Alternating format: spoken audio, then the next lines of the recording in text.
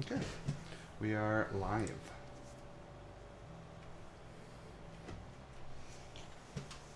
So, last time we left off, I'm going to do a little recap. Oh, yeah.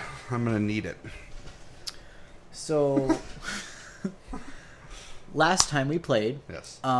you guys went to Eventry for the festival.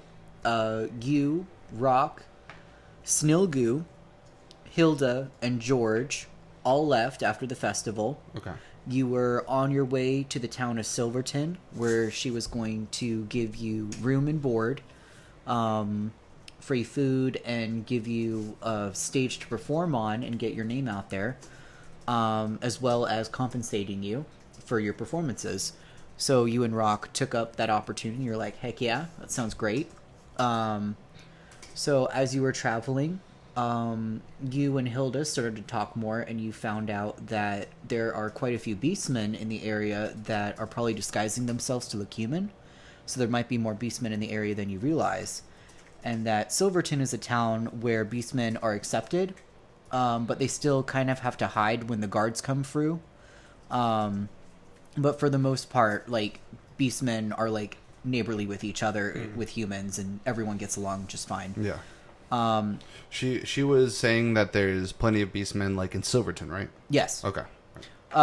There are other towns where most of the population is beastmen. Okay. But Silverton's pretty mixed. Humans definitely outweigh the beastmen in the area, but they're all considered, like, very close, and they're on good terms with their neighbors and all that. So Okay. they don't have anything against beastmen. Cool. You don't have to disguise yourself if you don't want to. There are probably, like, a few people in town that are prejudiced, but for the most part, like, everyone doesn't see beastmen any differently. But they recognize, like, oh, they have to hide them when the guards come through, just to be safe. The town also has an early warning system, so when they see guards approaching, everyone knows to disguise themselves or hide. Okay. And the town is alerted well ahead of time.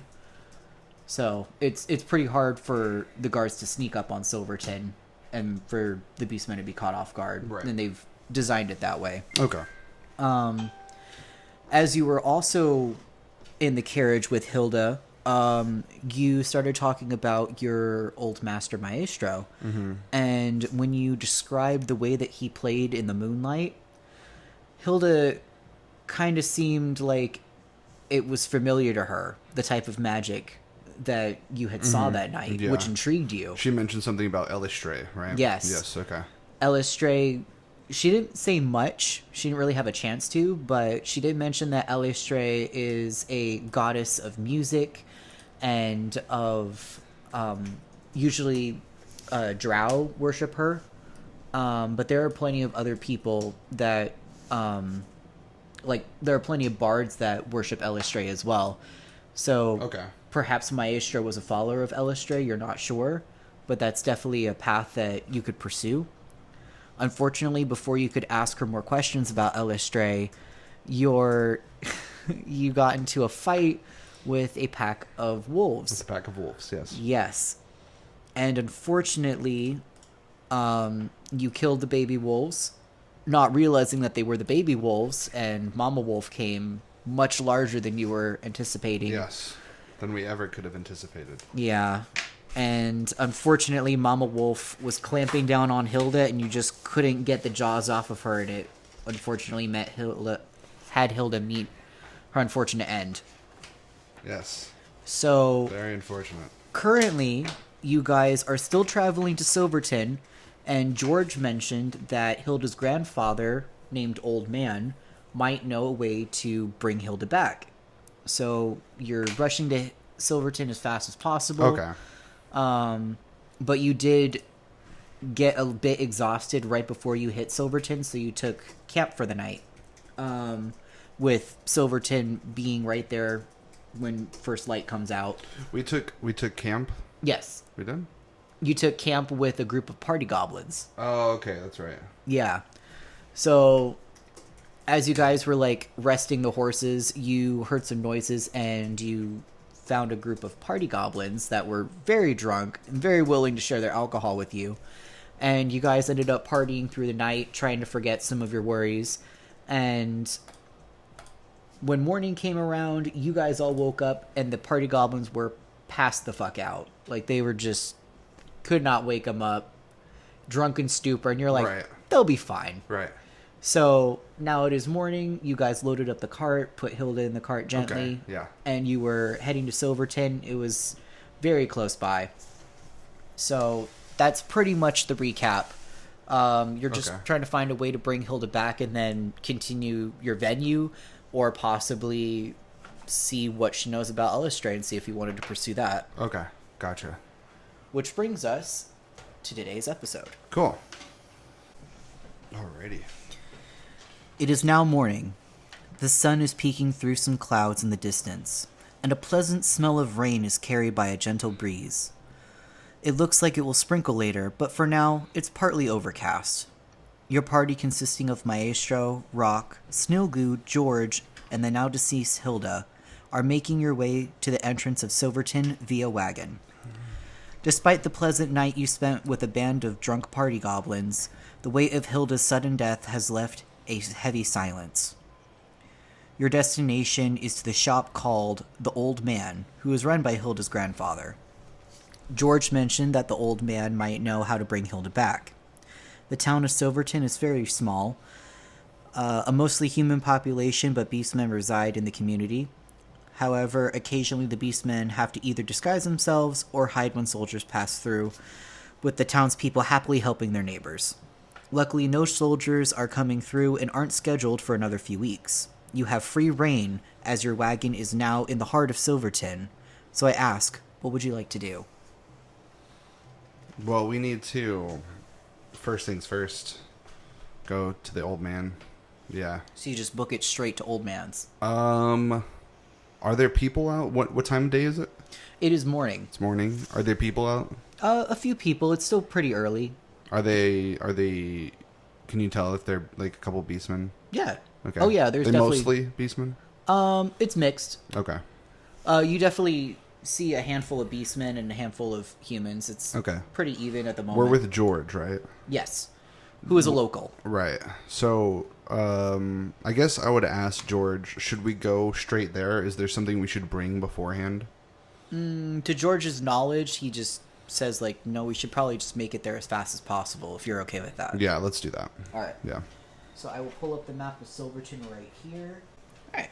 Well, this is the town of Silverton. So you guys are coming up from the south, heading north. Okay. You're passing by a few buildings, some shops. There's a couple of blacksmiths. It's mostly wooded, so it's pretty easy to hide in the town if you needed to. But there's like a lot of farms and all that stuff. And Old Man, well, this is the inn right here that Hilda was going to take. We're coming from the south. Yeah, you're coming from the south. An Old Man's shop is right up over here. Okay. So it's just a little bit past the inn. Okay. Gotcha. Yeah. So right now you guys are about here. So you're seeing like some people setting up their shops and like some farmers like bringing their goods to the local stores and stuff like that. Pretty much people are setting up. But it is a very small town. Okay. Gotcha. Soldiers usually pass through from the north-south area. Okay. That main road. Yeah. Okay. They usually don't like wander down the side paths to the houses at all? Not unless needed to, but they tend to just stick to themselves. The only other place that they really go to is a very large estate, slightly outside of Silverton. Okay. Yeah, it belongs to a baroness, but Okay. you'll be able to find out more information about that later. Gotcha. So you head straight to Old Man's shop. Okay. And this is Old Man's shop right here. Okay, gotcha. So, let's see. The wagon. This is you. Okay. Guess I'm gonna be next to the wagon. Minis. Oh, the minis.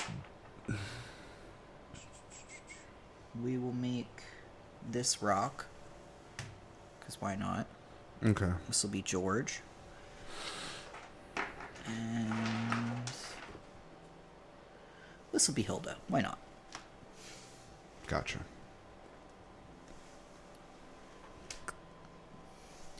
All right, so you guys approach. They're going to leave Hilda in the wagon. You rock... Oh, snow goo. Oh, yeah, snail goo. I forgot about snail goo. We always forget about snail goo.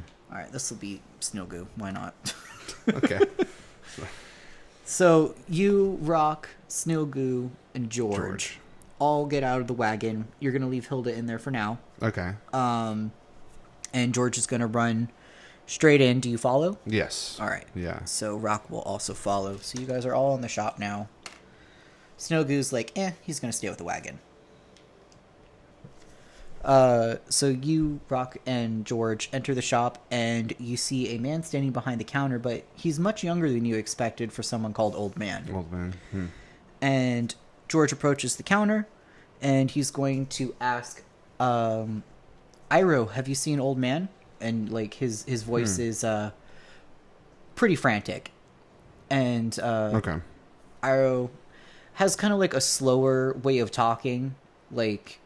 He has, like, a very relaxed tone when he speaks. Yes.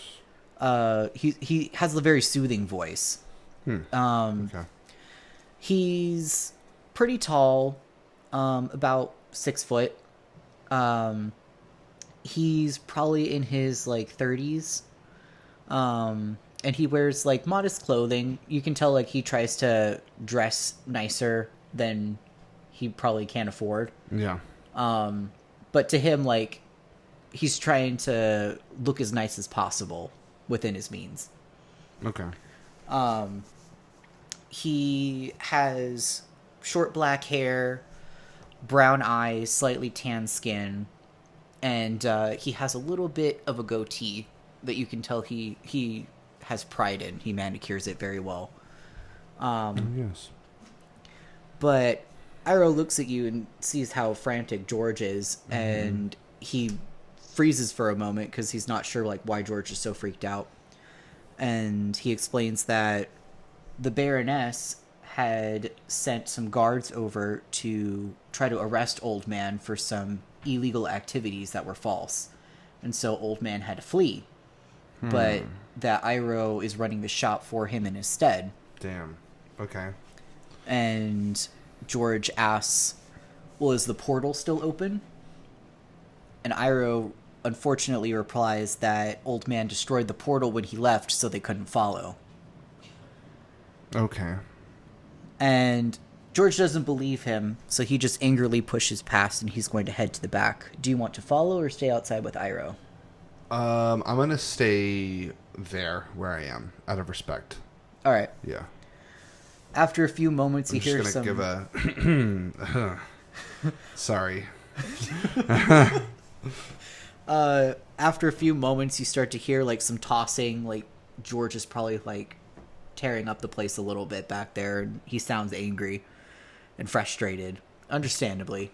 Yeah. Iro looks at you both and asks, like, why is George so upset? What happened? Hildy, she it's not looking good. We encountered wolves on our way here. Wolves? And yes, and we fought off the lesser wolves, you would say, but there was a mother wolf that arrived and was very angered, and well, she went after Hildy, and unfortunately, she is not with us anymore. He pauses for a moment. What do you mean she's not with us? Well, Hildy died trying to fend off the wolves, and we managed to subdue them, but she died in the process, and her body is outside in our wagon. Hearing that news, you see Iro sit back on his stool and just kind of like stare off for a moment in disbelief. How did you know Hildy? She's run this shop with Old Man for years. I mean, I had nowhere to go. I was just a traveler, and Old Man and Hilda took me in and started teaching me about the arcane, and he sort of took me on as an apprentice, so I thought of Hilda's kind of like my little sister. Shit. Can I see her? Yeah, I'll lead him out. He's gonna go with you.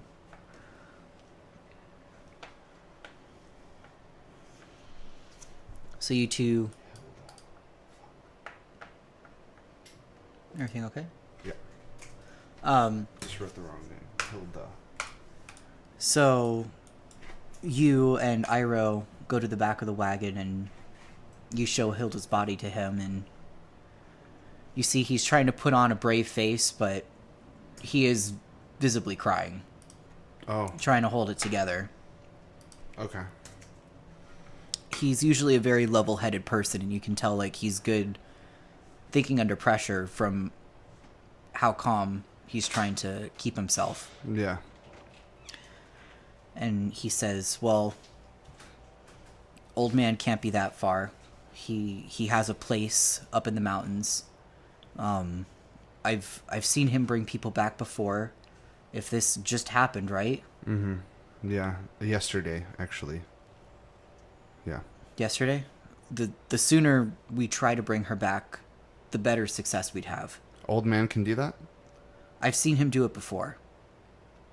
There's still hope yet.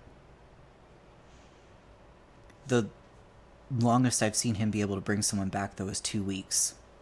Maybe 14 to maybe 17 days tops. We must go. We're gonna have to get him back. Do you know where he might have fled? He has a shack in the middle of the mountains. It's about a 10 days journey from here. The mountains are very steep and treacherous. But one thing I do know that you would need is a diamond. Right. Okay. Would you be able to supply this? Unfortunately, the only one I know that would have a diamond that's large enough... It's the Baroness? Yes. And unfortunately, she hates our guts because we Right. help the Beastmen, and Right. she very much dislikes them. Right. She hasn't seen you, though. Do you know how to disguise yourself? Well, I look at snail goo. Snogu nods and taps one of the jewels on his crown, and you shift into a gnome form. That would be perfect. She hasn't seen you. She doesn't recognize your voice. Mm-hmm. Maybe you would have better luck getting the diamond from the Baroness. The question is, how would I be able to get the Baroness to give up one of her most prized jewels? To her, she has a lot of money, and jewels really don't mean much to her. She would give them away if you did her a favor, probably. Is she in need of a musician? Possibly. You'd have to ask her what she would require. Many people seek the Baroness out for jobs, and just sometimes she has them just fight each other for her amusement. Right. It really depends on her mood, but... Jeez. Doesn't sound like a very good person. She's not. I try not to speak ill of other people, but she's a bitch. Okay, yeah. I figured as much. Well, we're going to have to talk to her. And I will use this disguise. And if the talks don't go well, we could try a different disguise and a different approach. But I feel like at least talking to her and figuring out a plan as to how we would ask for a diamond is probably our best bet in obtaining one. Do you think we should consult the old man first, or would going to the shack put him in danger? Honestly, the shack takes 10 days to get to. You wouldn't have time Oh, jeez. to go there and come back. And how far is the Baroness's? Not far. Okay. Probably about 20-minute walk. Oh, It's not okay. that far outside of town. Okay, gotcha.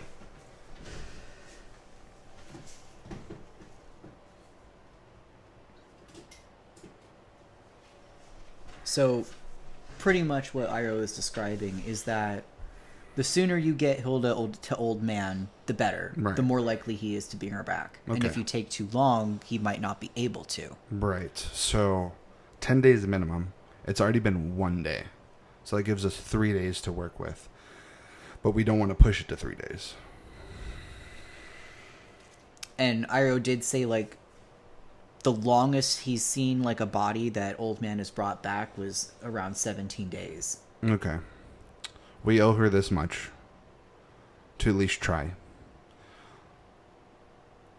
So I basically I asked Snail Goo. I want to consult with him. I want to turn around and say, Snail Goo, what do you think would be the best bet to win over a nobleman's favor? I feel like you've dealt with this more than I have. Honestly, that's a tough one, kid. I mean, from what it sounds like, she just wants entertainment. She sounds bored.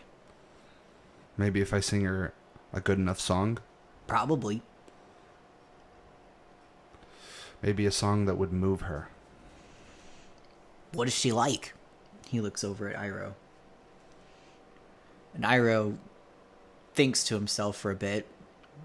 He says, a list of things that she likes is a very short list. There's many things she doesn't like. Okay. Well, I think the list that she doesn't like is probably a bit more important, so we don't cross any. Well, she very much dislikes beastmen. Okay. She doesn't like dishonest people. She's Okay. very perceptive. And it's often off-putting how perceptive she is. I'm not sure how she does it, but Does it almost seem magically enhanced? definitely.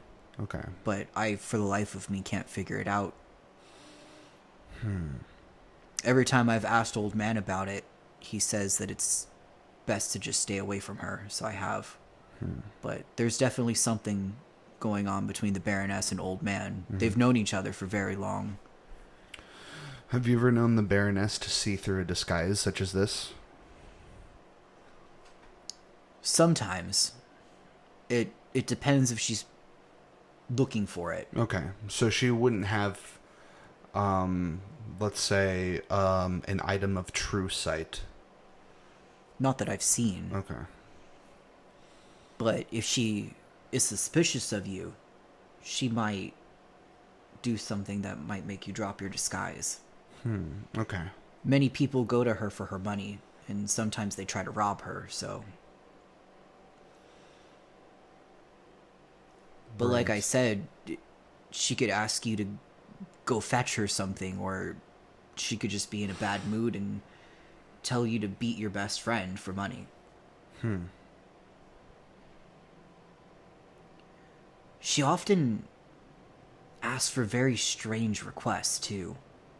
And I'm How not sure if strange? she's just bored or what. What are some of these strange requests? Well, about 2 months ago, a family came with a very sick daughter, and they wanted money to get a physician or possibly use one of her physicians. And she only let them do it if they brought her a fish. But it was a fish from the sea, and we're months away from the sea. And this fish had to be brought to her alive, and it had to be a female fish. And she said it had to have black scales. So this family had to go to the ocean and find a female black fish with scales and somehow keep it alive and bring it to her. And when they brought it, she just simply laughed and killed the fish in front of them, and then gave them what they wanted. Wow. She seems either severely tormented or, as you said, severely bored. Her requests are very strange. Or I remember one time she asked for them to bring her a piece of wood that had been struck by lightning. Very bizarre. I'm not sure how people would go about finding something like that. It's usually very strange and hard to find things. And it's interesting that you would say that, because I happen to have an instrument made exactly from that descriptor. you have wood struck by lightning? Yes, it was given to me by my master when he died. If it's precious to you, I wouldn't let her know you had it. If she knows it's important to you, she might ask for that. She asks everyone for different things.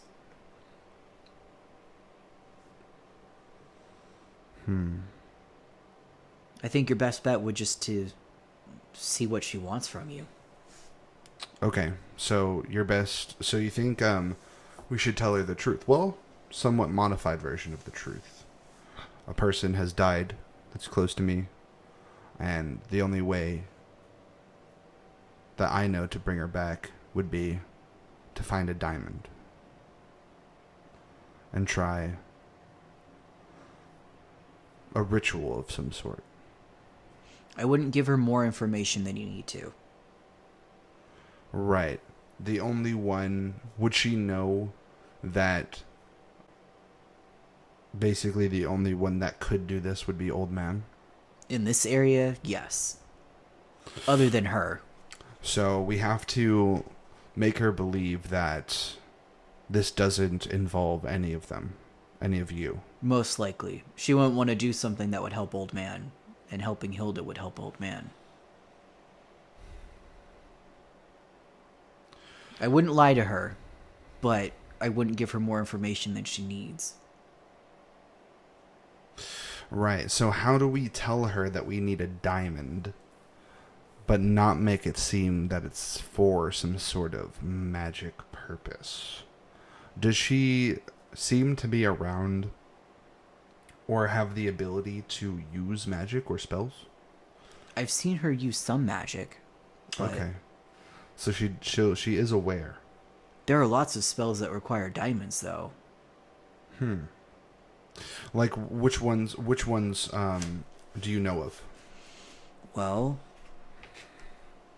now that I think about it, I think that there's one where you use it and the diamond turns to ash in your hand and you can open up a door. And there's another one where you can use a diamond and cast a very high level spell. It doesn't have to be a ritual to bring someone back, but it can just be a spell that will do a lot of damage. Or Okay. some spells can open up portals to other worlds. Would other healing spells besides what we would need it for use diamonds as well? Yeah, of course. You can use high-level healing spells, like if someone's really sick. The more valuable the diamond, the stronger the magic might be to heal the person.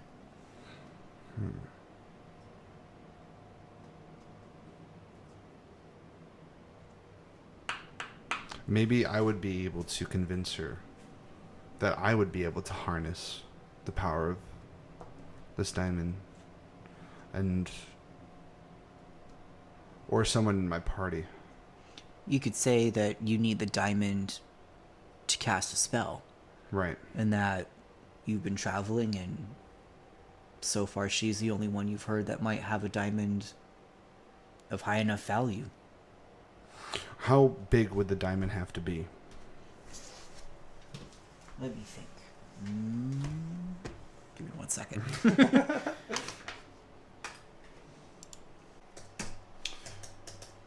Iroh, do you know why the Baroness requested Old Man? Why, she requested him? Yeah, what she wanted with him. Do we know that? I think she sent some guards over to just arrest Old Man and get him in trouble. Do you know what he was doing that might have caused this ire? Honestly, they've been at each other's throats as long as I can remember. Really? Okay. Old man tries his best to just stay out of her business, but she seems to have a grudge against him. Has he ever told you or explained the history between them?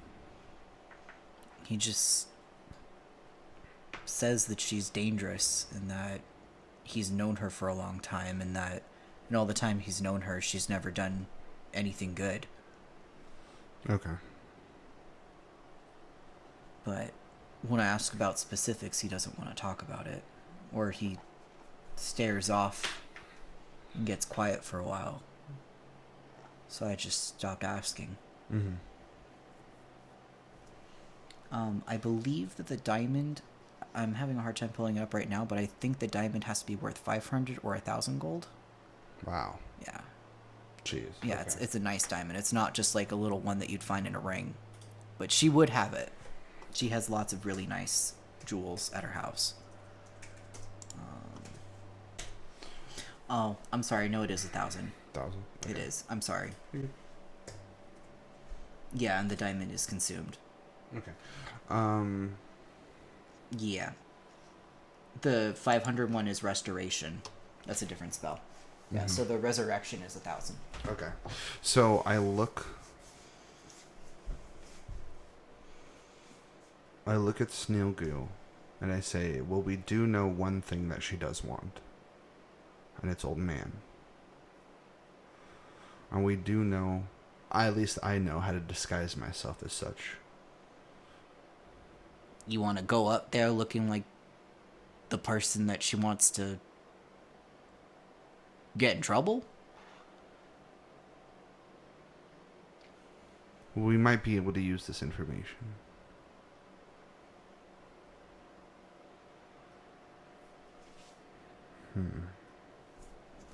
But we wouldn't have a way to accurately replicate the image without first seeing him, right?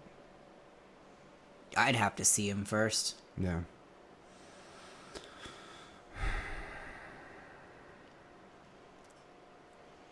Well, perhaps you could go up disguised as a gnome or something else and just see if what she asked for is simple, and if not, we can go from there. Yeah. I just know that the history of these requests, it's not going to be ordinary. But she may settle for a heartfelt song. She might. She likes things that are important to people.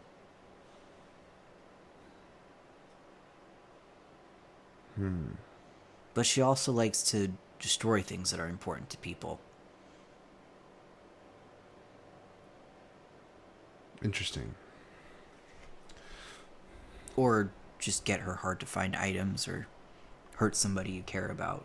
It's really depending on her mood. You Okay. might be able to sway her with a song. I know she does hire entertainers from time to come. Yes. I think the last one she hired was a fire dancer who would eat fire, and when they cast fire spells, they made like these beautiful butterflies that were made out of flames and created images. I didn't really get a good look at it myself because it was at her mansion, but from what I heard and the people she invited over, they said it was spectacular. So perhaps if you say that you're an entertainer,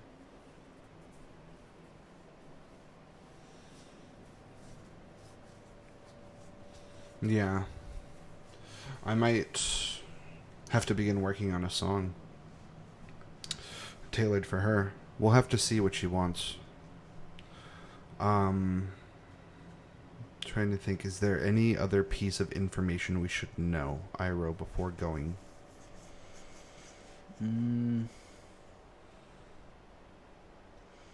guards often stay with her, but at the moment there aren't any. How do you know that? Well, we know whenever guards enter or leave the town because we have a system set in place, and whenever guards approach, a noise is rung throughout the town. And there's no guards that stay in... Not usually. I mean, she has her own personal guards that stay on the mansion at all times, but Okay. as far as Empire soldiers, there aren't any at the moment, but she does host them often. Okay. The two that were with her recently to try and grab Old Man left about 2 days ago. They shouldn't be coming back anytime soon. Right. So at least there's less people in the mansion right now than normal. She has about 6 guards that normally live with her. She also has a daughter, and there's a few servants that live in the house with her, a family. Nice family. But they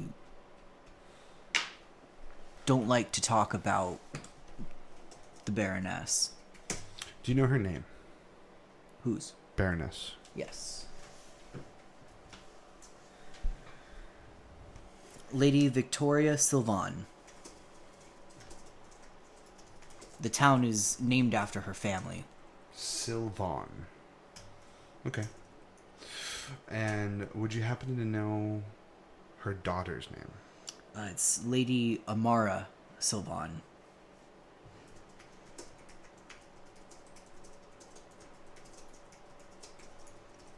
When addressing the Baroness, though, you should call her the Baroness, unless she gives you permission to call her Lady Victoria or Okay. Lady Sylvan. But when first approaching, it's best to call her the Baroness. Okay. This daughter of hers, would you happen to know if she travels outside the estate? Have you seen her? Have you talked to her? It's really hard to get a hold of Lady Amara. Her mother keeps her cooped up in the house most of the time, but she has been known to sneak out often. Really? She sneaks out? Yes. Usually getting in a lot of trouble by her mother. Interesting. Okay. So, do you know where she goes when she likes to sneak out? It's hard to follow her, really. She's very fast on her feet. But Okay. we've caught her in the local bar a few times. Really? Sometimes she'll go into the woods. When she sneaks out, it's just wherever she goes. When you caught her in the bar, was she conversing with beastmen? Yes, she was mostly sticking to herself, but she was sitting at the bar, and if people talked to her, she would strike up a conversation. Honestly, we don't really see her much, so people didn't really recognize her at first. She was wearing a cloak and trying to hide her face. But once we realized who she was, she just asked for another drink. I reckon she would be a high-profile target. Would she not? Are there anybody in town that would be nefarious enough to try to scheme to possibly kidnap her? In the town, no, but if people knew where to easily find her, I would imagine people would try to kidnap her. She's been kidnapped as a little girl, but she's older now. She's, Probably knows how to fend for herself, huh? for the most part, I haven't really seen her fight. She's very quick, though. She's quick. That must mean she has maybe some training in hunting. Have you ever seen her with a bow? Honestly, I haven't seen her wield any weapons. Okay. The Baroness usually keeps her in the mansion, or when people come over, keeps her in her room. And the Baroness herself, she doesn't like you two in particular, or she doesn't like the whole town, or she doesn't like beastmen, or... She specifically doesn't like beastmen, and because Old Man helps beastmen, and I work for Old Man, and vicariously she doesn't care for me.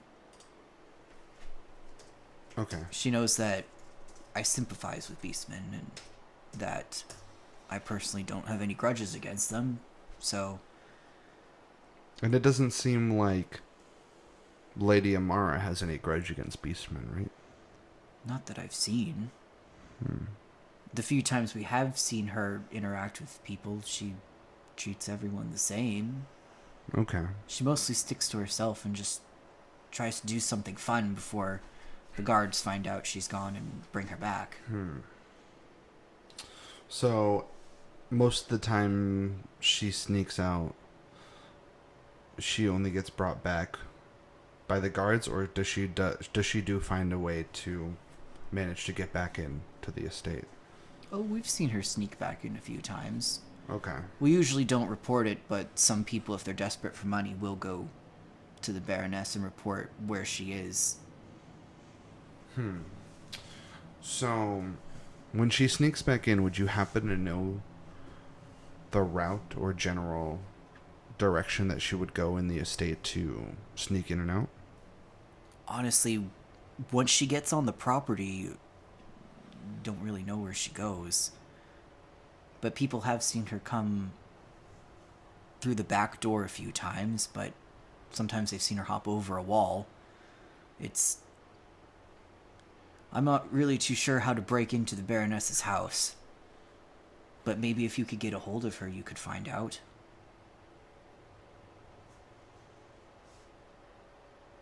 I've honestly always felt bad for Amara. Lady Sylvan is very protective of her. Doesn't like anyone to look at her. Really? Okay. Whenever the guards come to town, Amara isn't allowed to leave her room. I see. Maybe perhaps this girl holds a key to her mother's heart. Perhaps. If things go wrong, or things don't go the way we would like them to go, it might be a possible route to somehow woo the daughter to believing our story. And I feel as though Lady Amara might take more credence to the truth than the Baroness would. Perhaps. Amara, from what I've seen, is genuinely very nice. Especially compared to her mother. But she's definitely not gullible. Her mother's taught her to be very weary of the world. It would seem as though Amara would be trustworthy enough to tell the truth to, and I'm sure if she doesn't share the same cold-heartedness that her mother shows, that she would be sympathetic to our cause. I think it's possible.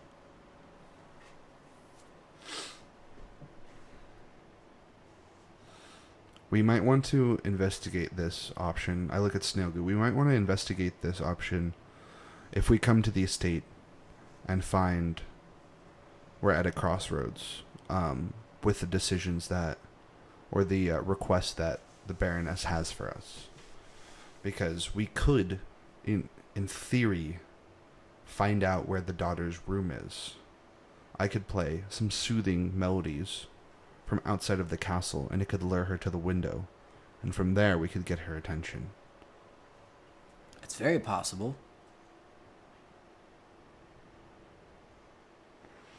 Alright, I feel like we have a plan A and a plan B now.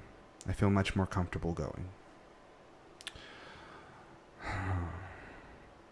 Is there any other sort of family that stays there?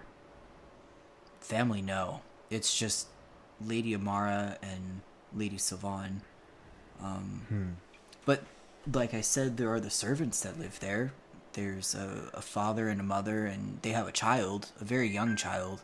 Okay. Very kind family. When they come into town, they don't really mind beastmen, but they usually stay away from them because they know their lady doesn't like it and they like the job that they work at. they are mostly the cooks, and they take care of the laundry there, and they take care of the landscaping. Okay. This is all good, very good information. I appreciate you sharing this with us, Ira. I definitely wouldn't trust any of her guards, though. Yeah, that remains to be said. Yeah. So, I believe we've done what we can here. It's time to make our way. Would you be interested in coming with us? I wouldn't go over there. If she sees me... Even if we could disguise you. She knows my voice. This is true. You're Once right. she knows your voice, I wouldn't try disguising as something else and going back, because she will recognize your voice. Right. Okay. Yes, we better not mess up the first time.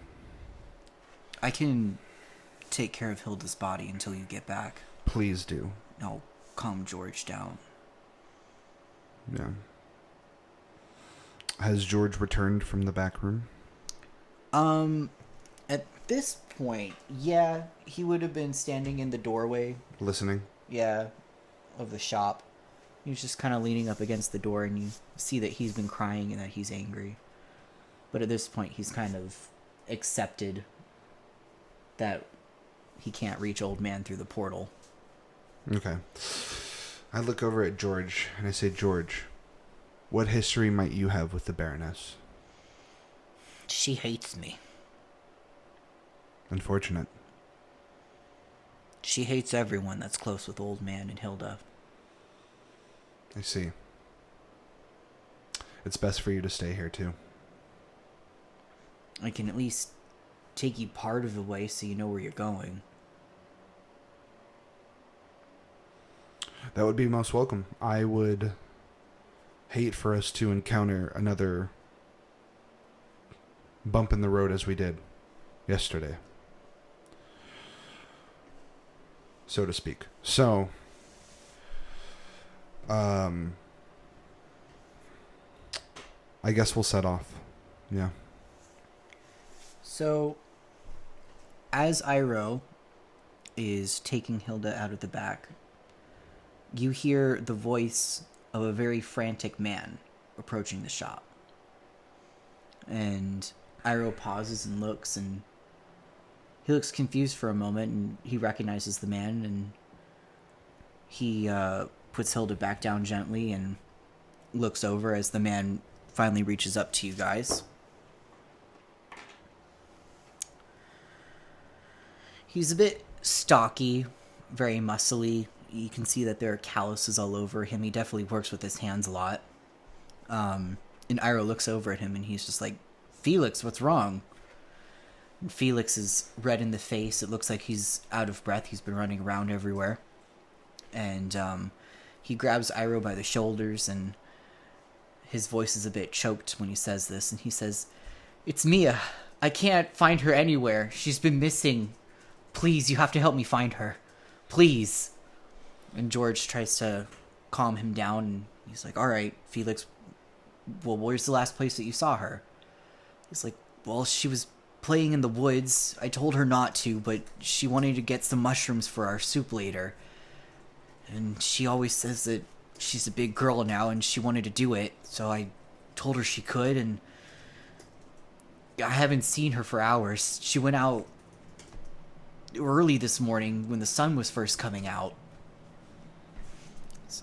Iroh looks around and he's like, "Well, it's been light for about 5 hours now." I thought it was morning. It is morning. Did you leave when it first turned light out, or did you go right when the sun was rising, or did you wake up? I'm pretty sure we would have woken up right at the crack of dawn and traveled into town for about an hour, maybe. Because you said it was a pretty good far away. Yeah, it was about an hour. So at this point in our conversation, we've been talking for maybe 30 minutes. Yeah, then the sun would have been out for maybe like 2 hours? yeah, like Yeah, 2 3 hours. hours maybe? 2.5? Okay. Well, regardless, Felix is still frantic. Right, yeah. She would have definitely been back by then. By then, yeah. Okay.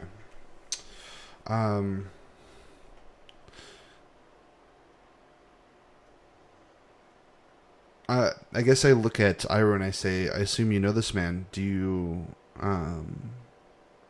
who is this Mia?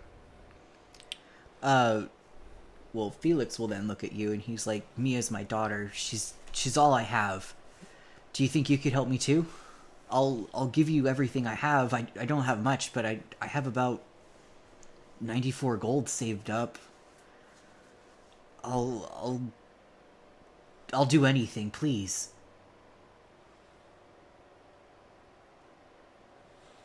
Felix, I'm afraid we don't have much time. We are on a quest of our own, but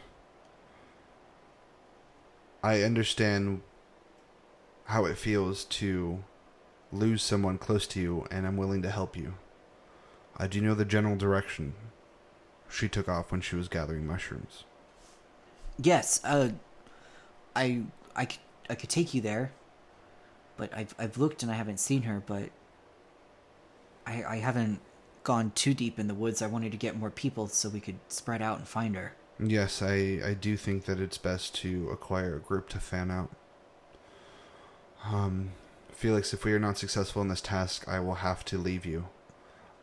We are on an important quest that requires the Baroness's assistance. I could help you. I could get you in the Baroness's house. How would you be able to get us in? She buys food from me all the time. This might be useful. Let's go quickly. All right. So he's gonna take you. His farm isn't too far. It's here. I'll bring up the map again.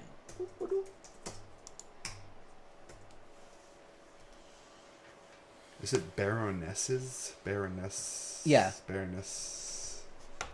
Yeah, Baroness's. Yeah. I think it's Baroness's. That's what I've been putting. Yeah. Offers to help. So his farm is actually right over here. Okay. And Gotcha. yeah, the old man's shop is right up over here. Oh wait. I thought it was Yeah, it's right there. Okay. And so his farm is right over here. Okay. That's the inn. And we assume she went somewhere. Yeah, it out would be somewhere that way? over here. Okay. Yeah. Gotcha.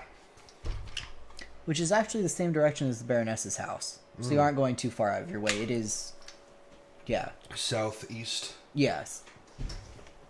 Well, it's more east, and he's like southeast. Right. Okay. So it's not too far. Sounds good. So, I will, Iroh is going to stay behind with Hilda and keep watch of the shop because he's not supposed to leave the shop unattended. But Felix and George will go with you. Yes. Do you want... Iroh. Yeah, before we leave, Iroh, I know you probably have to stay here. Is there anyone that you could... that you know that would be able to help us look, or what would you do in this situation without us? Well, honestly, I could probably use one of you to stay behind here and help me prepare some spices and necessary herbs for the ritual. I could at least get a head start on that. There's probably some people over at the inn that would be willing to help you. Snailgoo, would you mind staying behind and helping him? Yeah, I could do that. We would definitely come back and let you report back in on the progress of this venture, and we would need you for our trip to the Baroness. All right. Yeah, I'll do that. I can help you with your drugs or whatever. Iroh, would having Snailgoo here be more important? Would it definitely matter? Like, would you not be able to do the preparation for this ritual without the assistance of another person, or would it take you a significantly longer amount of time? It would probably take me much longer. Yeah, it's no good. It's best you stay here. Okay. All right. I thank Snail Goo, and I turn to Felix and I say, Felix, do you know any people that would be able to help us look for Mia? Should we go to the inn first? Yeah. The more people, the better. I think that people at the inn would be willing to help us. Okay. They all love Mia. Okay, so we're new in town, so I'm going to follow you, and let's see if we can gather more people. I'm here to help. Okay. So you guys all travel over to the inn, which is on the way. Mm-hmm. When you get there, you notice that there are a few people in there. It's still pretty early, so there aren't really much drinkers at the moment. Mm-hmm. Patrons more. Yeah, more patrons, people getting breakfast, and mostly either people getting breakfast, or there might be some travelers in there that have just like rested at the inn on their travels. But Felix does recognize a few people and doesn't really immediately go to the people he doesn't recognize, and he goes up to the bartender and tells him what happened. And the bartender's like, "Ooh, she ran off again, did she?" He's like, "She didn't run off this time. She was getting mushrooms. She was supposed to come back right away." He's like, "You sure she just didn't get distracted by something pretty in the woods? Maybe like a bunny?" He's like, "Mia wouldn't do that. She would tell me first if she was going to go play. I told her to do a chore, and she knows that when she's supposed to do chores, she comes back." "All right, Felix. I mean, I'm sure there's a few people here that we could muscle up and help you look."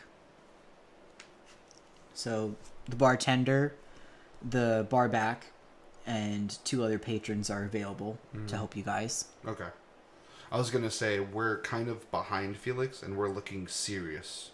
So, if they were to be a little more... If they were, begrudging, I would say, look, we're here to help as well. So I'm glad. Okay, so 3 people? 4 people. 4 people? Okay. Plus us. Mm-hmm. Me and Rock, essentially. Yeah. Okay. And George stayed behind too, right? George went with you guys. George went with us. Okay. Cool. The bartender is going to tell the waitress to man the bar while they're gone, and she agrees. Okay. So we have 7 now, including Felix. So including Felix would be 8. I believe so, yeah. 4 people from the inn, Felix, then us 3. Mm-hmm. Okay. Yeah, that's a good enough search party. Nah. We could cover 3 cardinal directions facing out of farm, and then 2 on each inner flank. 1, 2, 3, 4, 5, 6, 7, and then an 8th scanning back and forth around the property in case she comes back. Yeah, we could do that. Yeah.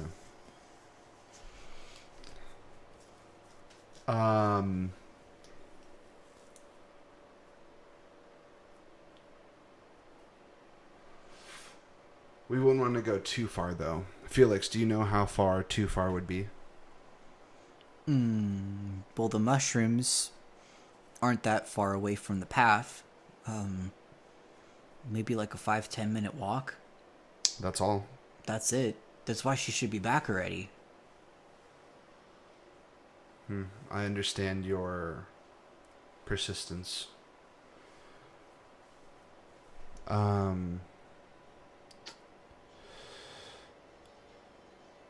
Yeah, so let's get started. All right.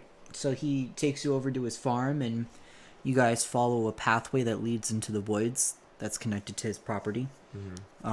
You guys walk on the road for about 5 minutes, and then you see a large tree that has a mushroom carving into the bark, and it looks like a little kid like carved it in there, and then it has like a little like crooked arrow that's pointing off the path, and that's where Felix starts to lead you.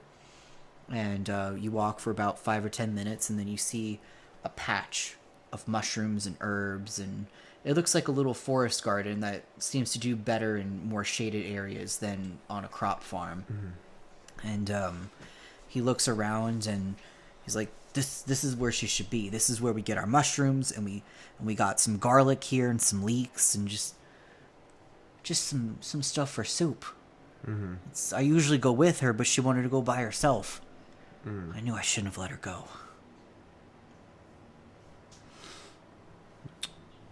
Do you think we should leave one person here to be on the lookout for if she might stumble back? I mean, it wouldn't hurt. Or should we use that person to fan out with us? Well, I mean, we have 8 people. Let's maybe leave one person here in case she does come back here. They can tell her that we're looking for her, at least. Okay. George, would you be willing to stay here? Yeah, I could do that. Maybe gather up some mushrooms while you wait for our trip? Sure. Yeah, I could do that. I would want you to call out for Mia probably once every 5 minutes. Yeah, that should be simple enough. And,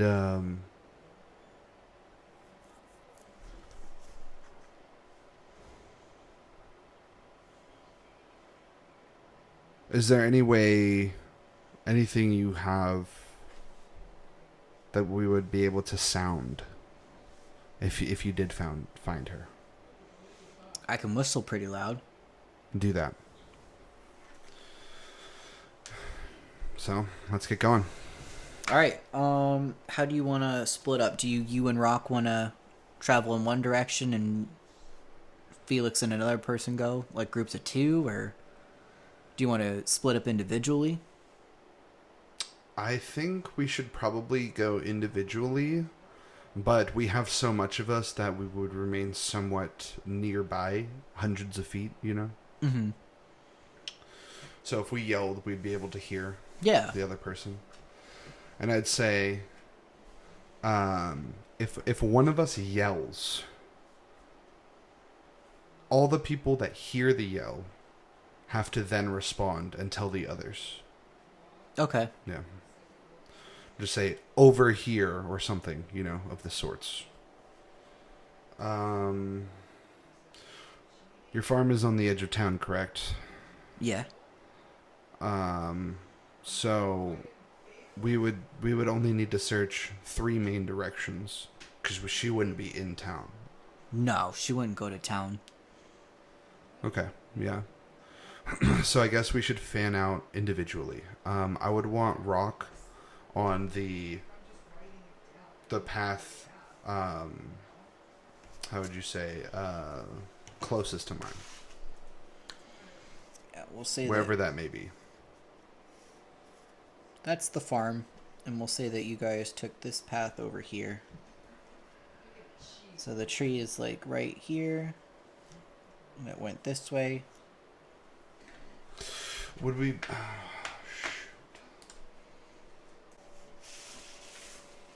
So we'll move all this over so you can see. So, if this is his farm, you guys went down the path, this would be the tree with the arrow, and then this is the mushroom patch right here. So, all of this are woods. And town is this way. Okay. So she could be anywhere in this direction.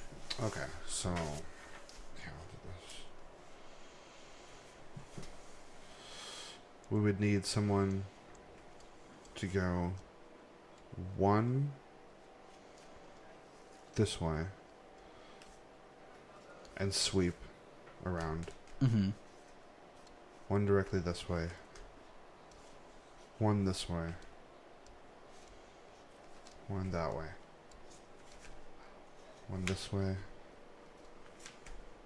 1 that way. 1 that way. 1, 2, 1 that 3, way and sweep. 4, 5, 6, 7. Correct. Yep. And George is staying on the mushroom patch. Correct. I guess this will be my path, and Okay. this will be Rock's path.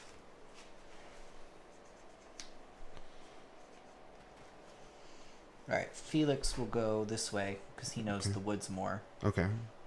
And then we'll have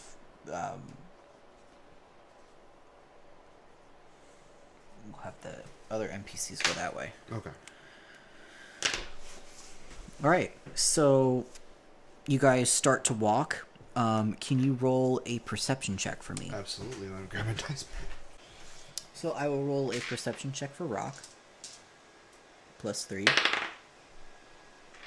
So he got a 12.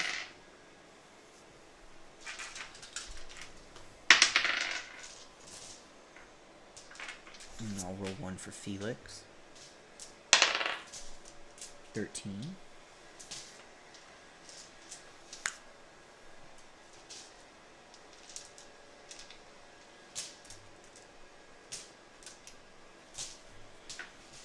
And I'll roll for the other people. 14, that's better. Plus, do you have any bonuses to perception? Should be up.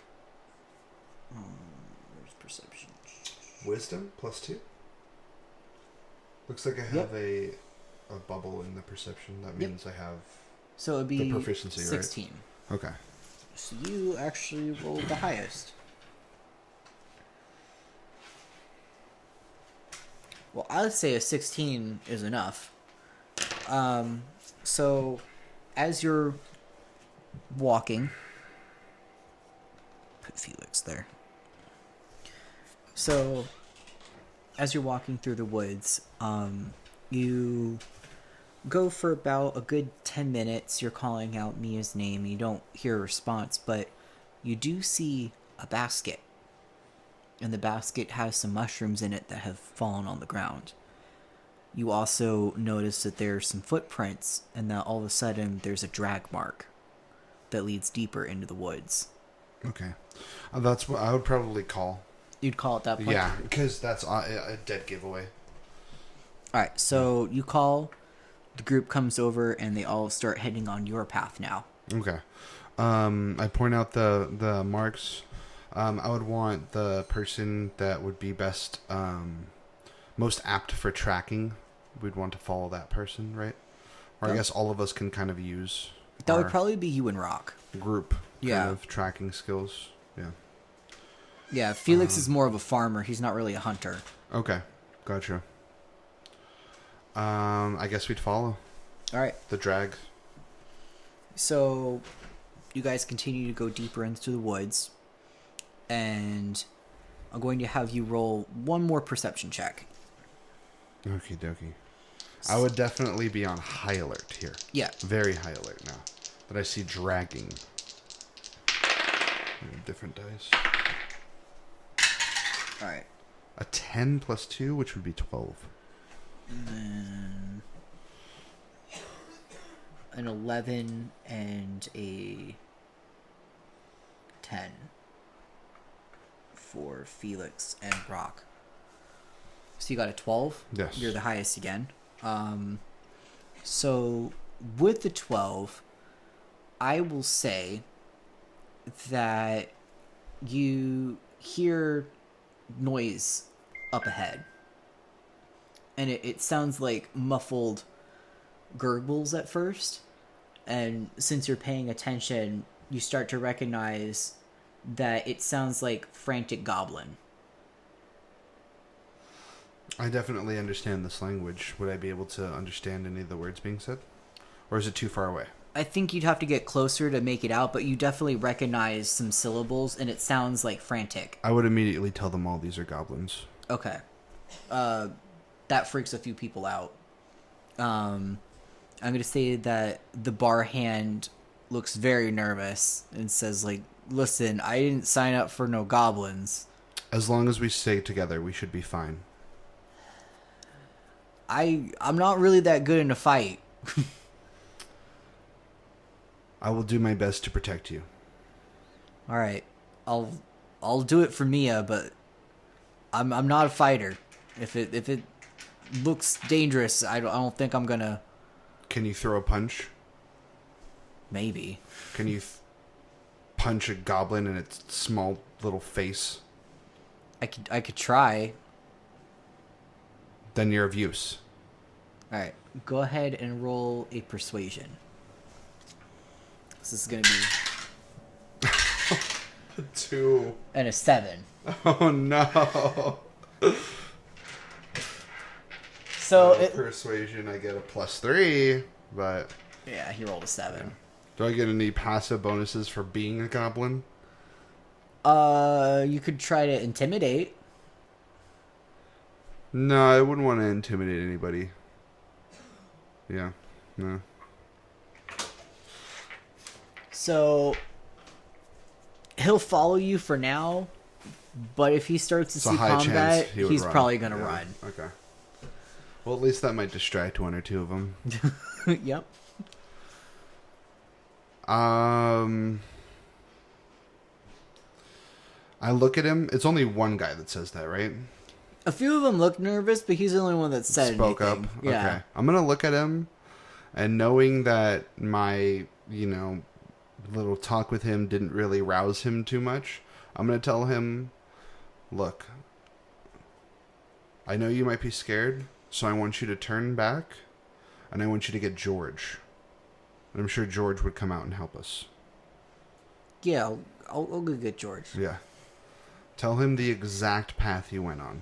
All right. So he's going to go back. And tell George that we're trying to be quiet, so approach with caution, approach with subtlety. Go quick. All right. So he's going to go. Because I know if he bolts and a goblin sees us, he's going to fucking throw, he's going to give us away, if we try to sneak up on him. So what's your plan? Do you want everyone to attempt to sneak up to these goblins? I want to at least see what they're up to. Okay. Yeah. All right. So he's gone for a few minutes, and then eventually, you hear some, snapping of branches a little bit, and then, they slow down, and then you hear George come out of the bushes and, trying to be quiet now that he's gotten closer. Mm-hmm. He's just like, hey, where are the goblins? They're up ahead. We don't know what they're up to, but we're going to take a closer look. Are you in? Oh, yeah, cool. He sees that you're not whispering. He's like, oh, okay. Yeah. Yeah. So I guess I'd say we're going to fan out in only a means of 10 feet. We're going to stick to trees, move tree by tree, and we're going to get closer until we find out what they're up to. Okay. Yeah. George is going to, pat around for a second. He's going to find his dagger and be like, all right, ready. Mm-hmm. Does everyone have, something on them that they can fight with? A few of them, pat, and someone bends over and picks up a stick. I would look at the guy. I was like, maybe try a hefty rock. Right. We'll look around. Yeah. Ready. Yes. Okay. Something that you could probably hold in one hand and, bludgeon. Yeah. Yeah. Okay. Yeah. All right. Ready. Okay. Yes. Okay. These we are don't know if we're townsfolk. gonna have to fight these people, but they did take Mia, so these goblins. So Yeah, you have to remember, these are townsfolk. They're not really meant for fighting. Yes. They have very low health. But this is a small child Yes. we're talking about here. Small child. Yes. They like the child, so that's why they're willing to do this. Exactly. I look at Felix and I say, do you know of goblins to be living around your farm? There's a group of them that comes through, but they're pretty harmless. They usually just want alcohol. I feel like we've encountered the same goblins. They wouldn't do anything as nefarious as to snatch a girl from her. No. I mean, a few of them have played patty cake with Mia a few times, but I've never seen one of them try to hurt her. Huh, okay. So they have interacted with her. Mm-hmm. Okay. Well, But there are some other groups of goblins that aren't very nice around here, too. okay. Yeah, these might be the not so nice ones. Once we get close enough to where we can visually kind of make out what's happening, I would want to tell the party to stay, and I would want to advance myself, being probably the smallest and most stealthy. just given just the nature of my stature. But I would only go as far as 50 feet in front of them to actually make out like what's happening. Okay. Yeah. So you want everyone to like kind of hang back a little bit? Right. So I'd want everybody to pick a spot, behind a tree, somewhere that they can't be seen, probably about 100 feet away. And I would go as close as 50 feet. Okay. So we'll say, like, this is where you first saw the scuffle. And the drag marks that went this way. And we'll say that this is, like, where your group stopped. Okay. And, about here is where you heard some of the noises. As I get closer, am I able to make anything out? Would I have to roll a perception? Oh, yeah, roll a perception. Okay. Oh, first roll stealth. Stealth. Cool. 15. Plus. I don't believe I have Oh, I do. I have a proficiency in stealth. This is +1. So 16. Yeah. Either way, it passes. Yeah. It's not that hard to stealth. They aren't really paying attention behind them. Mm-hmm. Now go ahead and roll perception. Okay. To find out what they're doing. Yeah, because you're like kind of sneaking from the bushes, so you're seeing like how well you can see. Okay. 9. Plus? 7 + 2. Oh, so a 9 total. Mostly you can't really see past the group of goblins, but you see like a few of them, and they're like talking back and forth, and they're like, "What do we do? What do we do? We gotta go get him. We can't just leave him." And they're like, I don't know how we're gonna get him out. We might just have to leave him." He's like, "We can't just leave him. All right, it's Bob. We can't leave Bob behind. All right, we can't go back home and just let those things eat him." And you just hear them like panicking, and they're like looking and like trying to stay quiet, but like they keep like peeking up, and they're like, "Shh, what do we do?" I don't see Mia. You don't see Mia at the moment. You just see the group of goblins, and they're like trying to like hide, and they're like arguing amongst themselves, and they keep looking on ahead. But with a 9, you'd have to get closer to like see what they're peeking out at. Okay, and, like, I'm hiding. at about 50 feet. I'm gonna go to about 20 feet. Okay. With my stealth, or would I have to reroll stealth? Oh, you can keep your stealth. Okay. Again, they're not paying attention behind them, but you can roll another perception. It's a 16 + 2. That's 18. You clearly see. So you notice that there are like some scratch marks near like a hole, and the scratch marks lead into the hole, and you notice that there are also like some scuffles that look similar to the scuffles that you saw with Mia also going into the hole. Mm-hmm. Do I recognize these goblins as the goblins we've encountered before? They do look like party goblins. They aren't the ones that you encountered before, but they have a similar marking on them as the party goblins. Interesting. Okay. But you do recognize the name Bob. Bob was one of the goblins that hung out with you that night. Okay.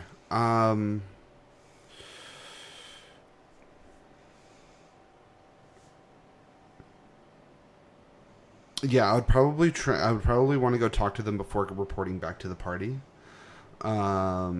So I am going to...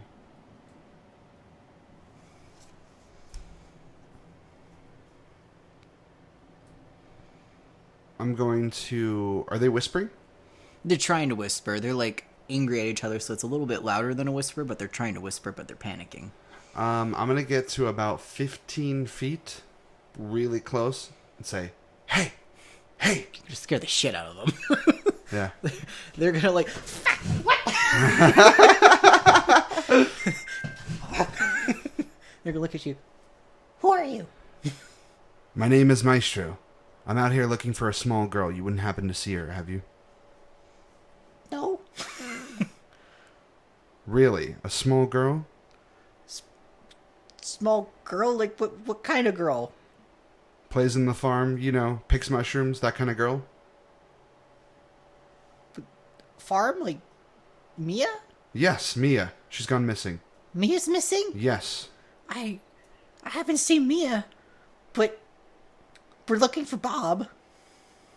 That doesn't help me. What happened to Bob? The giant spider grabbed him and dragged him in that hole. The giant spider grabbed him. Yeah. I think Bob might be shit out of luck. Well, we can't just leave him.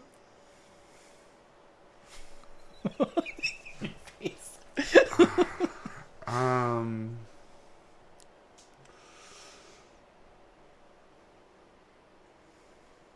Shit.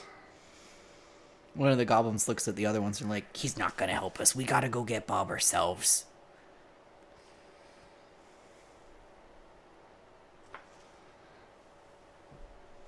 What were you guys doing near this spider hole? Well, to be fair, we didn't know that there were spiders in there. We just were looking for a place to stash our mooch. What did they mean by mooch? So mooch can be like something valuable. Okay, it could be that's what I money figured. or like really nice food or like stuff that they really like. So we're looking for a place to stash our mooch. We got some really good alcohol and we also got like these really nice like beets on sticks and then we got some shinies. And we were gonna stash them in the hole, and Bob went over to find a good spot, and then a spider came out and grabbed him and dragged him into the hole that we were gonna put the stuff in, and it didn't work out that good. Bob is probably up to his neck in spider webs, and venom is probably coursing through his veins right now. Don't say that, please. And then another goblin's gonna like try to comfort him. I don't think there's much I can do just being me, another one just like you. Do you know of anybody? How are you out here alone? Well, I mean, we were heading back home, but like we were gonna stash some mooch and then go get more people and come back. Where's home? I asked threateningly.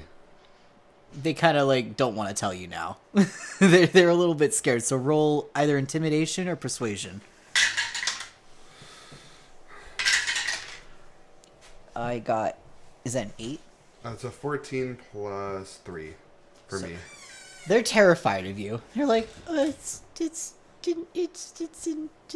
by the river. Do you live with other goblins? A couple. Just a couple? None, like, no group or clan or tribe? Well, I mean, we are a group, and then they all like pull down and they show you a little symbol, and it's like of a mug. Oh, my face kind of like lightens up, and I go, "You're part of the 3 that we encountered last night," and I say their names. Yeah, they're part of us. I mean, we're not that big of a clan, but we are a clan. We stick together. That's why we can't leave Bob. We gotta go get him. I mean, some of us came from other clans, but usually those were the ones that were kicked out or just didn't fit in. So we decided to group together and make a group that works together and isn't so mean all the time. I definitely understand that, as I'm not so inclined to help people like you. But you they do kind of seem like nice. slink a little bit. But you bunch do seem fairly friendly, and you are friends of Mia's. So I would be willing to help, but I'm not sure if there's much we can do. I do have a party with me out searching for Mia. If we were to alert this party, you wouldn't mind help us if we come to the conclusion, or we somehow were be able to help Bob. You wouldn't mind helping us in return, would you? Well, of course we'd help. Okay. I'm gonna go back to my party. I'm gonna kind of wave them in, as I get closer, out of the trees, and I'm gonna explain what's going on. I'm gonna explain that we found 2 more party goblins. the drag marks look like it's from them, right? With your high perception roll, you do recognize that some of the drag marks look similar to the ones that you saw by the basket. So it is possible that Mia's also in there, but you wouldn't know until you went and investigated. It seems as though a giant spider took one of their friends, and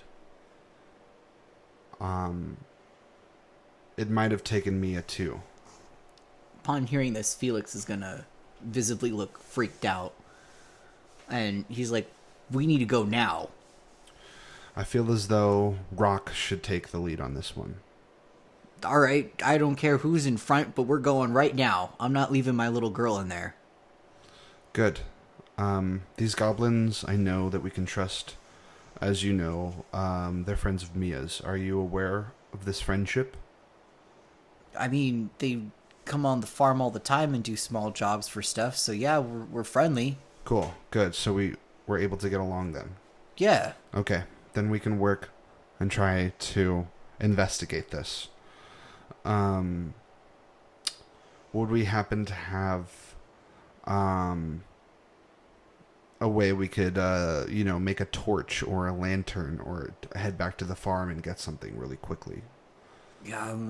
He looks around and he doesn't have anything on him other than, oh, I got my smoking pipe and I got this rock.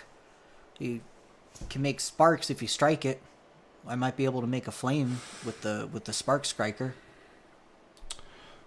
My prestidigitation spell sets campfires ablaze, right? Yeah, you could easily make a torch with that. Okay. I would like to use prestidigitation to make a torch. Yeah. With a bundle of kindling. Yeah. With the bundle of kindling, I can say like you can easily find some kindling moss and like a sturdy stick to fasten it to, and you could do your spell and have a torch right there. Okay. I hand the torch to Rock. I'd want Rock to go in front. Mm-hmm. As he's more of the tanky build. How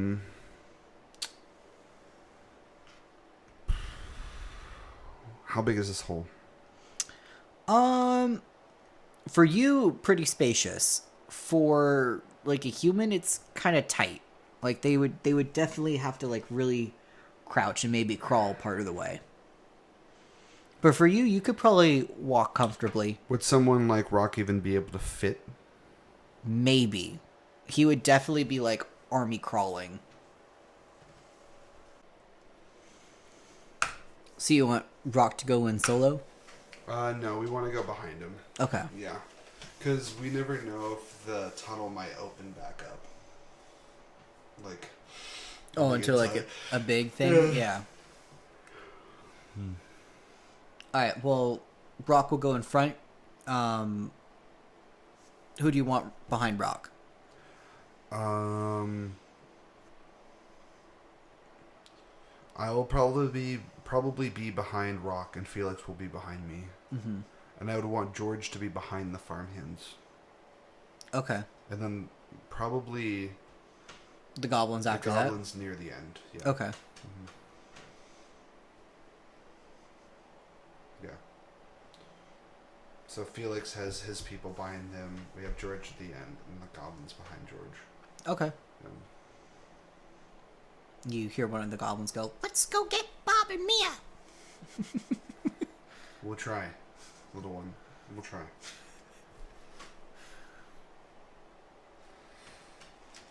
Alright, so everyone go ahead and roll stealth. Okay. Where's my d20s? There's my d20. Stealth. I got a 10 plus 1, so I got an 11. Okay. Here. Should I roll for rocks? Yeah.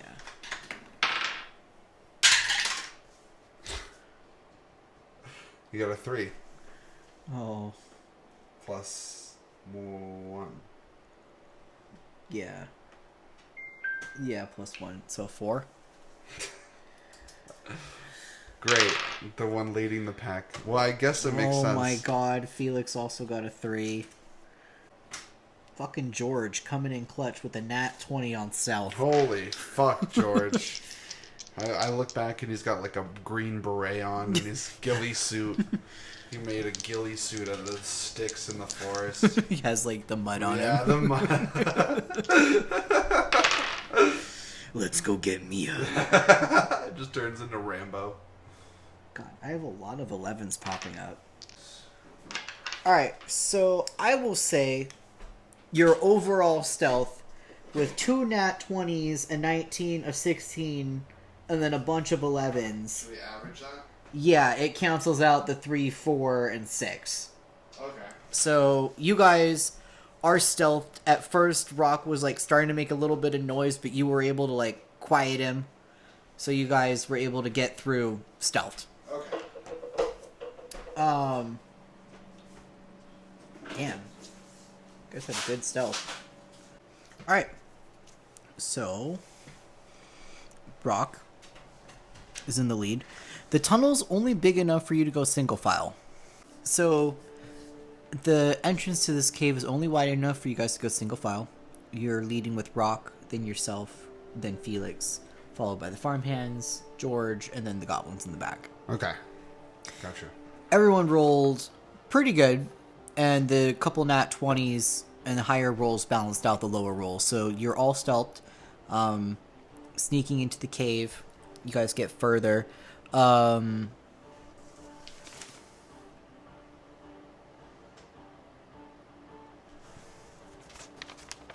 Question. I know, like, out of character, I know you mentioned something about leveling up when we got to Silverton. Did that happen, or is this supposed to be after this session? I think it's after the session. Okay. Yeah. Because we are going to do the level up, but let's do it with Zach. Yeah, makes sense. Unless you want to level up now, and we'll level Zach up after when he's here. It might be helpful now, but... If you want to level up, we can level you up. Yeah, I don't really have any offensive spells. I just have all my spells are for utility, I think. Yeah. Let's, we can put a pause on this and level you up and come back.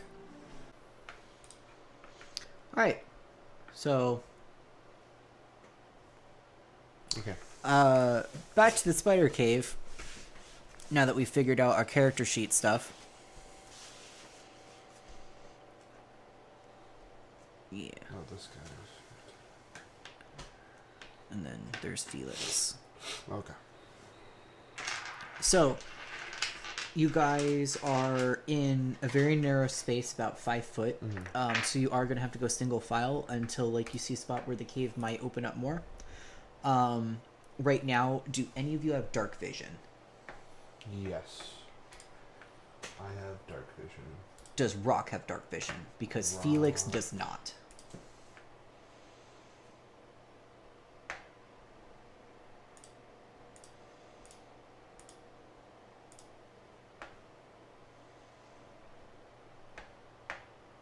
It looks like he should.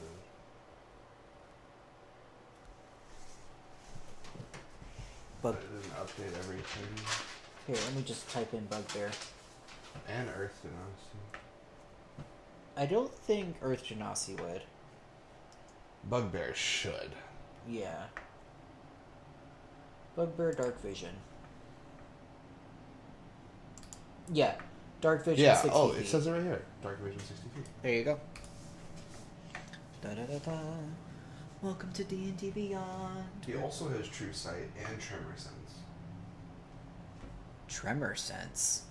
Monster with tremor sense can detect and pinpoint the origin of vibrations within a specific radius, provided that the monster and the source of the vibrations are in contact with the same ground. Honestly, that really works for his Earth Genasi stuff too. Cool. It matches. I also have tremor sense. I'm sure that there's a way for me to add his Genasi traits in there, and I'll figure it out. Okay. But I can do that later. Blind sight can perceive surroundings without relying on sight. He also has blind sight. Can perceive surroundings without relying on sight. Creatures without eyes, such as Grimlocks, Grey Oozes, typically have this special sense, as do with creatures with echolocation or heightened senses, such as bats and shrew.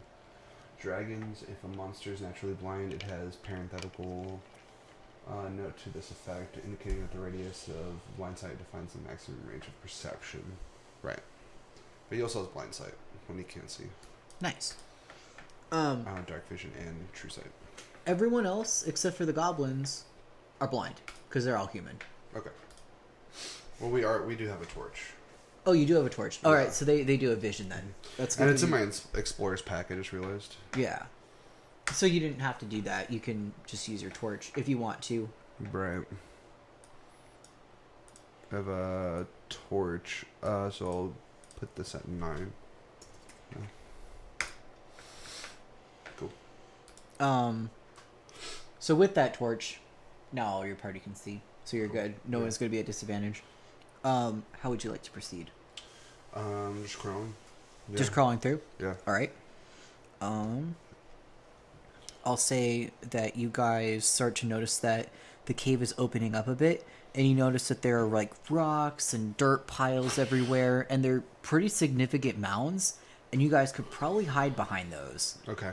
And they seem to be scattered all over this burrow, so you can probably maneuver your way around here while staying hidden if you roll. And Okay, I'm gonna whisper back to our party. Try to stick to the rocks and the mounds, and try to stay hidden as we proceed. Yeah, we're gonna go at a slow pace, but I want everybody behind me. Yeah. Okay. So you guys continue a bit further in the cave. You probably won't need this now. Thank you. You guys are sticking to the rocks.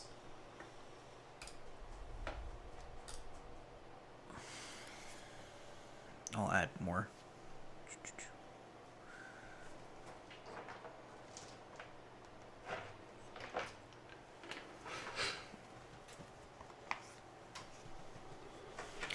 Goodness gracious. You guys have a lot of people here. Mm-hmm. So it's him, the 3 Farhands, that's George, and then 2 goblins. You guys actually have 4 goblins with you. Really? Yeah, there's 4 of them. Bob was the 5th. Oh, shit. Yeah, you have a lot of people with you. Damn.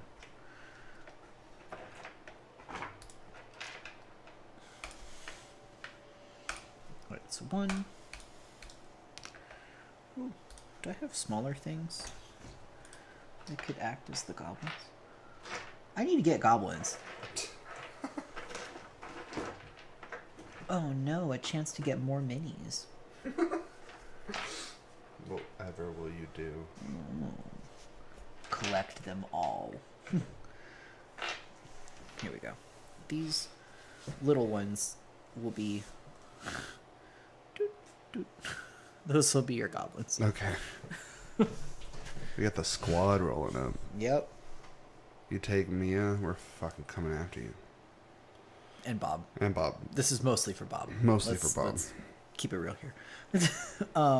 So, you guys are traveling through, and you notice from this side, a spider starts to crawl up. Okay. I'm gonna go ahead and cast Fairy Fire. How wide is this cave from end to end? Well, each of these squares is 5 feet. Okay. So you were only able to fit one person because this part is only 5 feet, which is like where a single person can fit through. So all of this, that's why I have it like on the board. It's all 5 feet. Yeah, let me... There you go. So this is 5, 10, 15, because that's like part of a square. So this is about 15 feet. This is 5, 10, 15, 20, 25, 30 feet. Okay. So from you, this spider is 5, 10, 15, 20, 25, 30 feet away.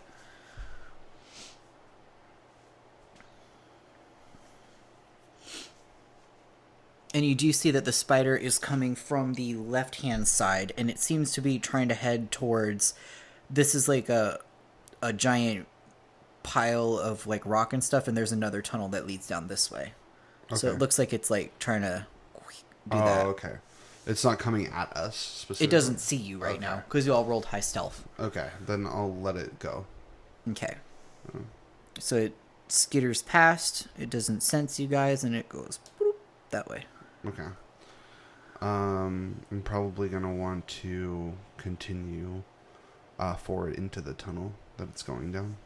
That it's going down? Yeah. Okay. You guys are going to go that way. We'll say that you guys go through. Am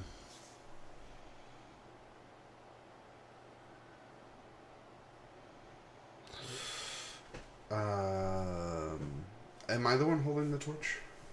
Right now. I'm gonna pass it to Felix. Oh, you were holding a torch. Yeah. The spider would have seen the light. Yeah. Yeah. So, like, did you want to be holding the torch when you came in here, or did you want to pass it to somebody else when you were coming into the cave? Well, I'm probably wanting, the other people to see, so I'm probably giving it to the people that can't see. All right, we didn't think about that, so Yeah. I'll say for now you could have passed it to somebody back here. So I will do a roll to see if the spider notices light coming from back The here. flickering light. Yeah. Did you want like one of the farmhands to have it, Probably or did you want George. Felix? Oh, you wanted George. Yeah. All right.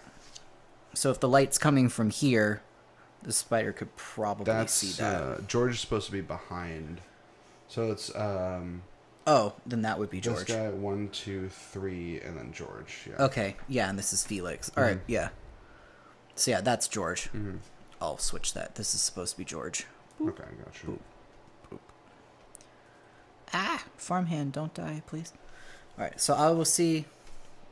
That makes it a lot harder, so it probably won't notice. Let me see. Doesn't notice. Okay. All right, so boop, goes through. So you guys wanted to go. I want to. I'll actually tell Rock. I'll whisper to Rock. You go down that tunnel. Take Felix and the farmhands with you, and I'll stay left. I'll veer left, and I'll take George and the goblins. Okay.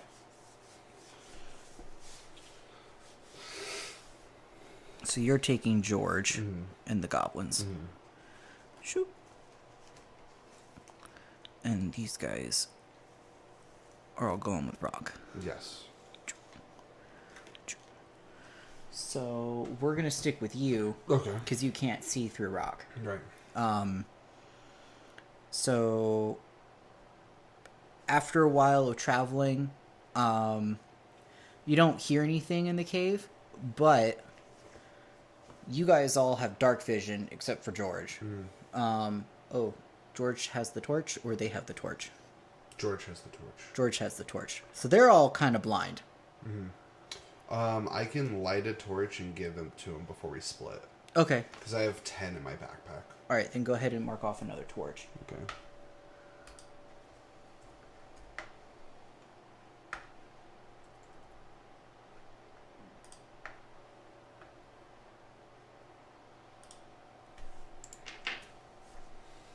Okay. 8 torches. Okay. Yeah. So they start to head left, you start to head right, and as you're traveling, you notice another spider coming up. And go ahead and roll a perception check. Okay. That's mine. It's a 14 plus 2. So a 16. With a 16, I'll say that you notice... It says actually my perception is plus 4. Oh, shit.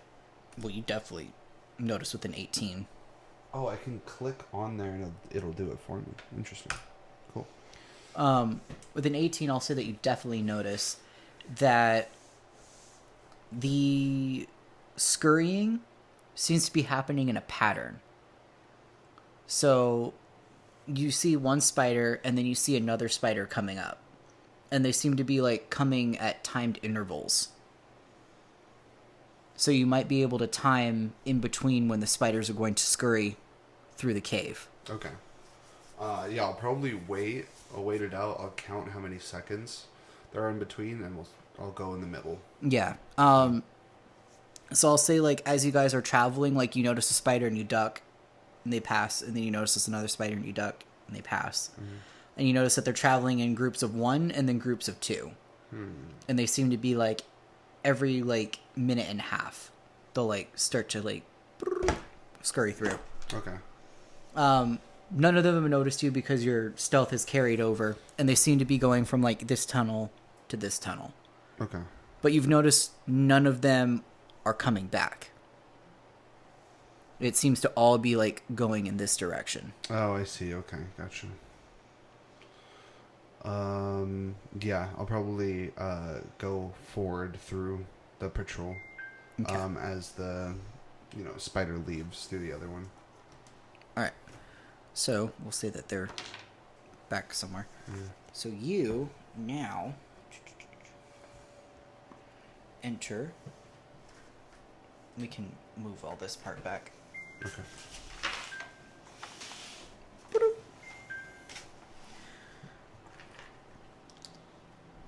So you guys are now entering over here.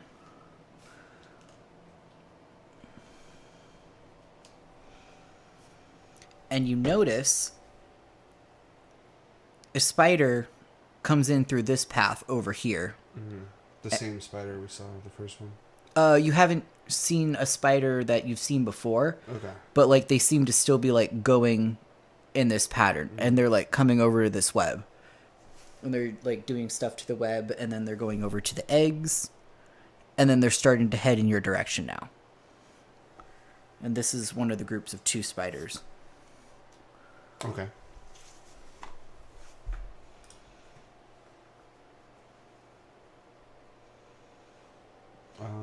You still haven't encountered the rest of your party yet, though, so they're still somewhere along this path. Okay. I'm gonna, if they're coming towards me, I'm gonna cast sleep.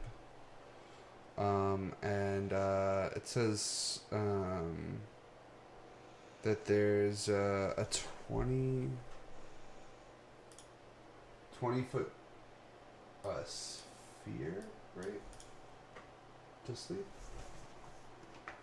Yeah, creatures within 20 feet of a point you choose within range are affected in ascending order of their current hit points. Yeah. They're within 20 feet of each other, right? Yes. Okay. What would I roll for this? You would roll...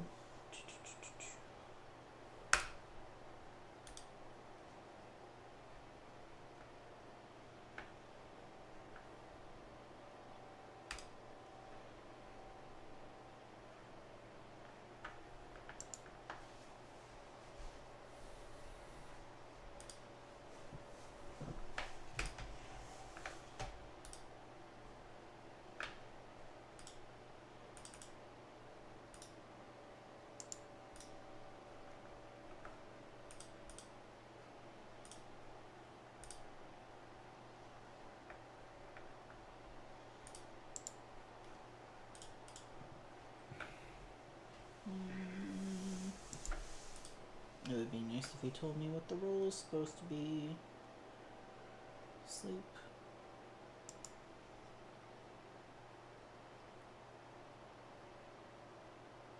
Starting with a creature that has lowest current hit points, each creature affected by the spell falls unconscious until the spell ends. The sleeper takes damage, or someone uses an action to shake or slap the sleeper awake.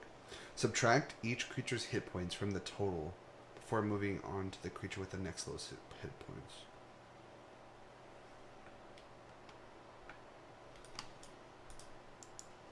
It says you have a +5 to your attack.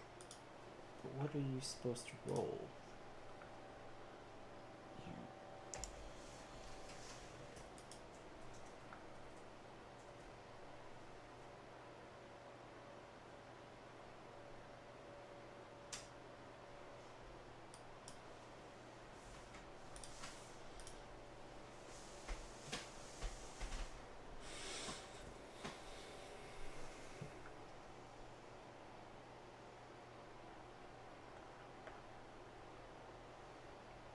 When it says higher levels, so it's 2d8.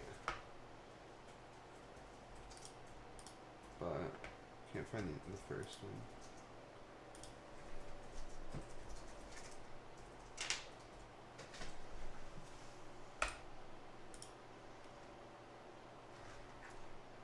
Roll 5d8.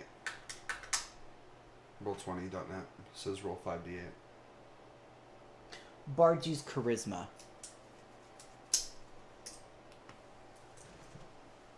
Or it's just 5d8. Is that what you're saying? Yeah, it says roll 5d8. They don't have to make a save or anything?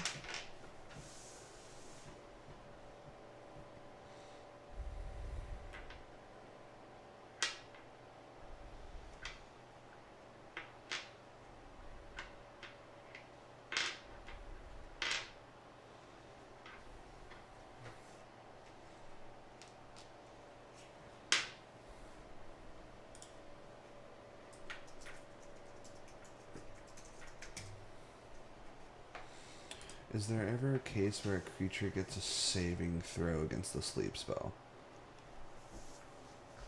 This and other similar spells that color spray affect a pool of hit points directly, not dealing damage and encountering potential resistance, nor requiring a saving throw. Okay.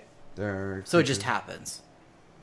Yeah, there are creatures that explicitly give advantage or saving throws against being put to sleep, though, such as the Bugbear Chief, which has the trait Heart of Hergrick. Sleep in this case comes from a magical source, so I believe it falls into the category of a magical effect. Okay, they don't have any resistance to sleep. The spell ignores these features. The spell does not force a saving throw for the monster's feature to be a specific Beach General case. So it just happens. That's cool. Yeah. Alright, so go ahead and roll. 5d8? Yeah, 5d8. A d8 would be... It's a d9. I think it's... this one. Yeah. The pyramid ones, or the diamond ones. Yeah, these ones, right? Mm-hmm. Yeah. Do you want a couple of mine? Can do. A few here. Yeah. 7? Or here, I'll do it on the Candy Dandy calculator. Here we go. So, 7. 4? 4. 5? 5. 8? 8. Damn. 7. 7. That's 5d8? Yeah, 5d8. Alright, so you... A total of 31 hit points. Yeah. So this one's unconscious. Boop. Not the other one? Not the other one. They're more than 15 each? Mm-hmm. Wow.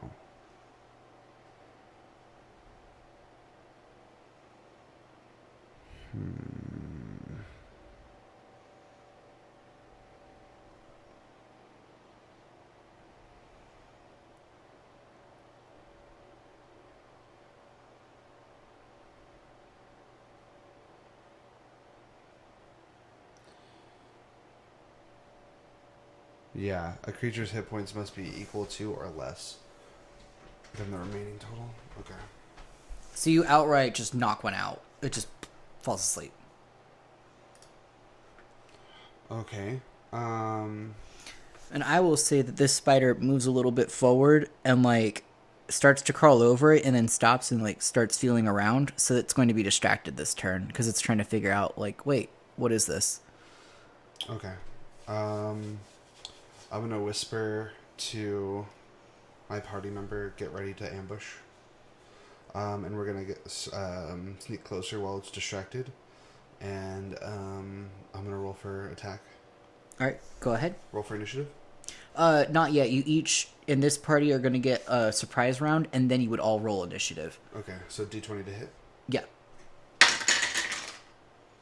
A 2. Miss, unfortunately. Damn. But I will. Is there a bonus to hit on a distracted person? You just get a round of opportunity. Okay. Gotcha. So that's why, like, you're each taking a turn before even rolling initiatives, and the spiders get a chance. Okay. So you still have 1, 2, 3, 4, 5 chances to hit this thing Okay. from everyone else doing an attack.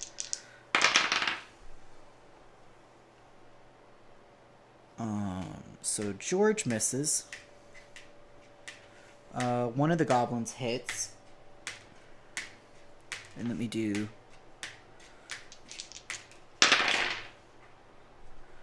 Get 2 hits.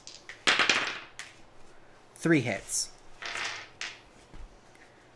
Alright, so you get 3 hits on this thing. So let me roll. 1d4 for dagger, right? That was for George. George missed. Okay. The goblins have weapons. Okay. Let me see. How much damage does that do?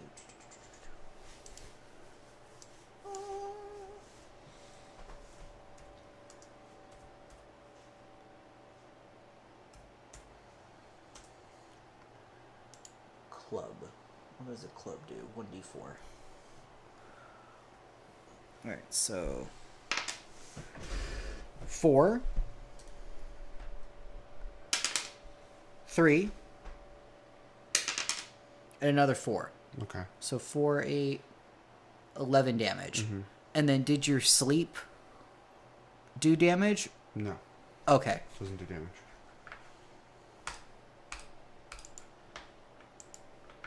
Alright, so that hurt the spider. Then we get another round. Now we're all going to roll initiative. Initiative? Okay. Yeah. So now, what was it? My initiative is +3, and I rolled a 13, so I got a 16. Okay. So, M equals 16. I can roll for George. Yeah. He got a 10 on the roll. Okay. I don't know what his plus is. Yeah. And then the goblins, let's see, 13, 6, 19, 5, and then what is the spider? 14. 14.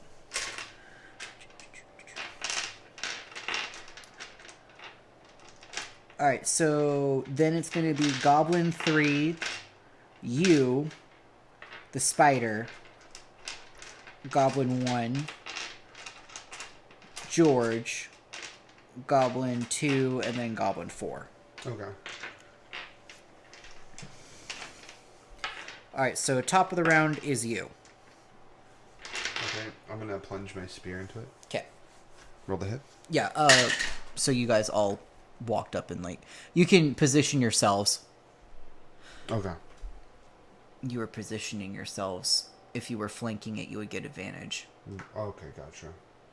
Which way is it facing? This way. It's facing that one? But it's distracted. It's kind of like doing this right now.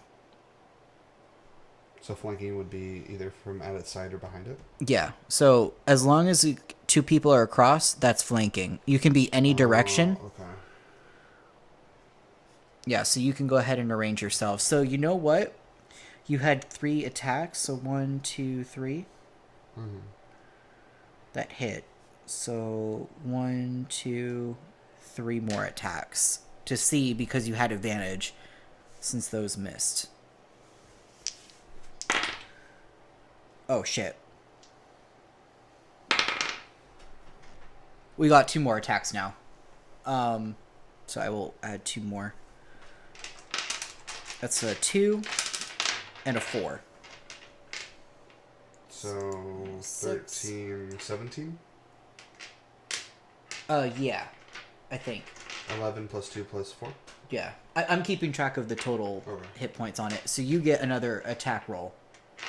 Okay. Because you're flanking it. Okay. You now have advantage. So this is your surprise round. Okay. What would it be that I roll? For my spear? Yeah. Is it 1d20? Yeah, a d20. Oh, okay. Yeah, to see if you hit it. 14 14. plus... Oh, yeah, you hit it. So go ahead and roll your damage. Okay, spear's 1d8. I believe so, yeah. So I took it back because I didn't move you guys yet. I didn't realize that you were flanking. So when you're flanking, you get advantage and you get to try to attack twice to see if you hit it. So you guys are technically still in your surprise round before you rolled initiative when this attack is happening. And then you'll go one more time because then we rolled initiative and you were top of the round. Okay. So now, like, that was a surprise round. Now we're top of the round. We rolled initiative. You go first. Okay. Oh, actually, Goblin 3 goes first. They had a 19, then you have a 16. Okay. Keep that, though. Okay. Because that was a good fucking roll. They missed.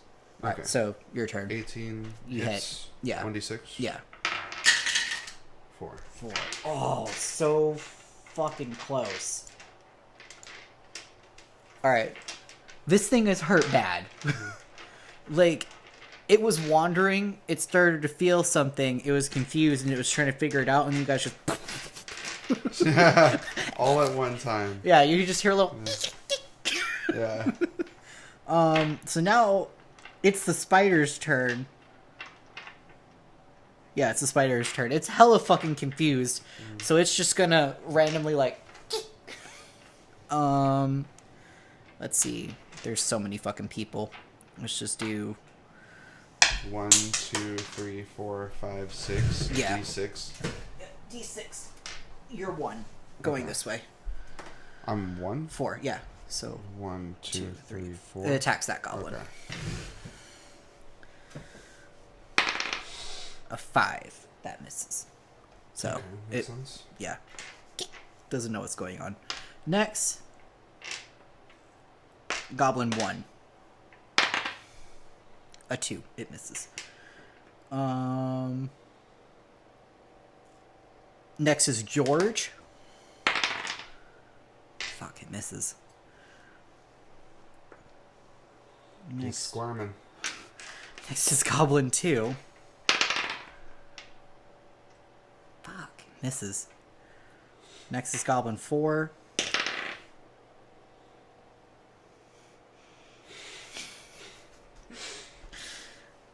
Top of the round.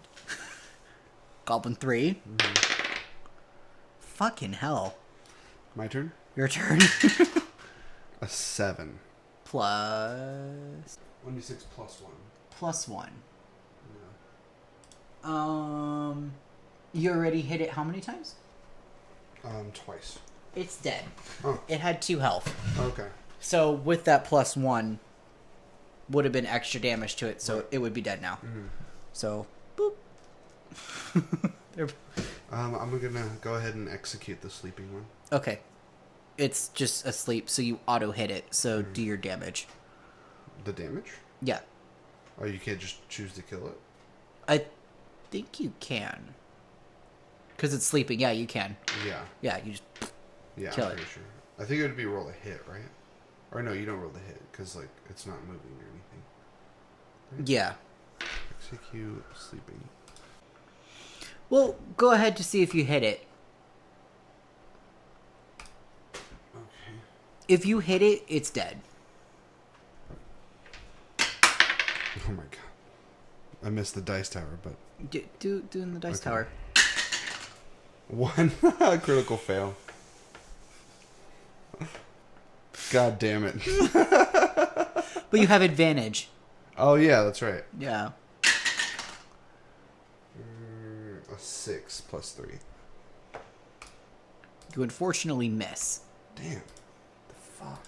We'll say everyone else also gets a chance to hit it, though. They all attack at advantage. Yeah. It's a 1. 17, that hits. Okay. It's dead. Okay. Jesus Christ. I'll just like stabbing around the spider, not actually hitting it. Well, the spider died on top of the other spider, so you were stabbing the first spider, thinking Okay. like, oh wait, no. Alright. Oops. Okay. So, right when the spider dies, I like to use my dark vision to look around if I see any, like, trapped Traps? people. No, trapped people. Oh, trap people. You do notice several large webs, Mm-hmm. and some of them are wiggling. Okay, let's start to cut or like tear open the tops of the webs and see if we can see any heads poking out. Yeah. All right. So I tell my party. which one would you like to do first? There's. I'd like to go with this one. Okay. And I want George to go with this one here, this guy here, and this guy here. Okay. So this one rips it open. They find a deer. Okay. This one rips open. You find a pig. Okay. This one rips open. You find Bob. Okay. This one rips open and you find Mia. Oh, thank God. Yes. You're like, fuck. Wait, are they alive? Fuck. They are alive. Okay, cool. Well, yeah, they're wiggling. Yeah. Sick. Okay, so they would obviously yell, "Bob's over here," and I'd yell, "Mia's over here." So You yell that? Well, no, it's like Okay. it's like Yeah. Bob. So they rip it open. The goblins like all like dogpile Bob, and they're like, Bob. Stay silent. And then we tell Mia to also stay silent. yeah, Mia's gonna like be like kind of scared at first and see you guys, and then she's just gonna start crying and hug you. Okay. She's very scared. Okay. And her dad would. Oh, her dad's with the other party. Mm-hmm. Yeah. So yeah, she's just gonna cling on to you. Okay. I'm obviously rescuing her. Yeah, yeah. So she's just gonna like glomp you. She's gonna say, "Come with me if you want to live." Okay. So you pull her out. Go ahead and make a strength check. Okay. I'll say with assistance. Yeah. 16, 11, so 16. 16's enough to pull Mia out. Her like leg gets stuck a little bit, but you give a little oomph, and like her leg pops out. Helps, like, get the leg. Yeah. Boop. Mia's with you. Cool. And then do they pull Bob out? Let's see. Strength. You want to do one of the rolls? I'll do George's. 13. And a 1. Isn't it with advantage, though? Because there's The people 13th. helping him?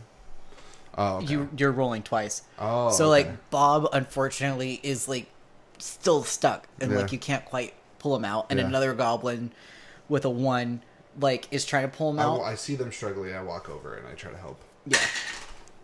5 Okay, go ahead and with advantage. 8. not enough. So what now- about the other goblin? Does he try to help? Yeah.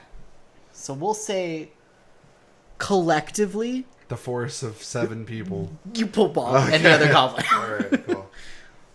I'll try to like cut him open. Yeah. Oh yeah. Yeah. You cut him open. Yeah, They all boop get out of the webs. cool. The deer and the pig aren't moving. They're dead. Okay, I thought they were wiggling. A few of them were wiggling. Okay. So it was Bob and Mia that were wiggling. Oh, I see. Okay. And they just went over to the other cocoons and cut them open. Right. Okay. Yeah, so the deer and the pig look kind of like shriveled up. And like they've been dead for a while. Okay. So it looks like they ate through their snacks and they found more. Right. Okay. Gotcha. But luckily Bob and Mia weren't eaten in time. Okay. Cool. I want to say I think the rest of the party went down the other tunnel along with your dad, Felix. My dad's here? Yes. You have to stay quiet for now until we reach him. Okay, I'll be quiet. And so I want to head off the party with George behind me. So you want to go back down that tunnel? This way. Alright. So Rock, we're like heading from this way. The path like went over here and was narrow again. And they're all like over here. And you guys are coming up from this side.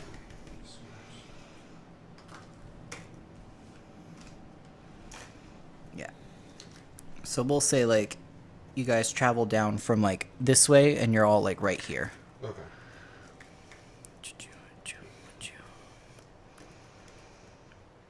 So you see about on your way over here when you're going down this tunnel we'll say that you see another single spider.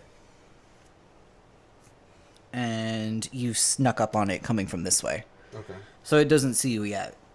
Do you want to, like, stealth up to it or, like, wait for it to, like, try to pass you guys? We'll probably ambush it. Ambush it? Yeah, stealth. Alright, so you sneak up to it. Go ahead and roll stealth. 13 plus... Oh, Jesus. 4. Oh, Lord. 13 plus 4. You pass. Where the fuck are my other dice? You dirty fecker. Oh, here it is. They blend in.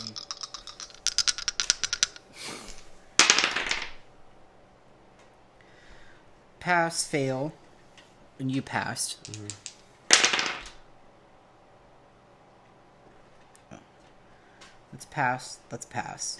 How many people are there? 1, 2, 3, 4, 5. 4, 5, 6, 7.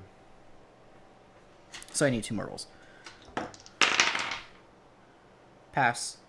Pass. Alright, so you have way more passes. You only have 1 fail. Okay. So as a group, you succeed. Okay. So you sneak up on the spider. Go ahead and you guys get to do your attacks. Okay. Well, the hit is 11 plus 3 for my spear. You hit. Okay. 1d6 plus 1. Mm-hmm. 6 plus 7. So 7 damage. I'll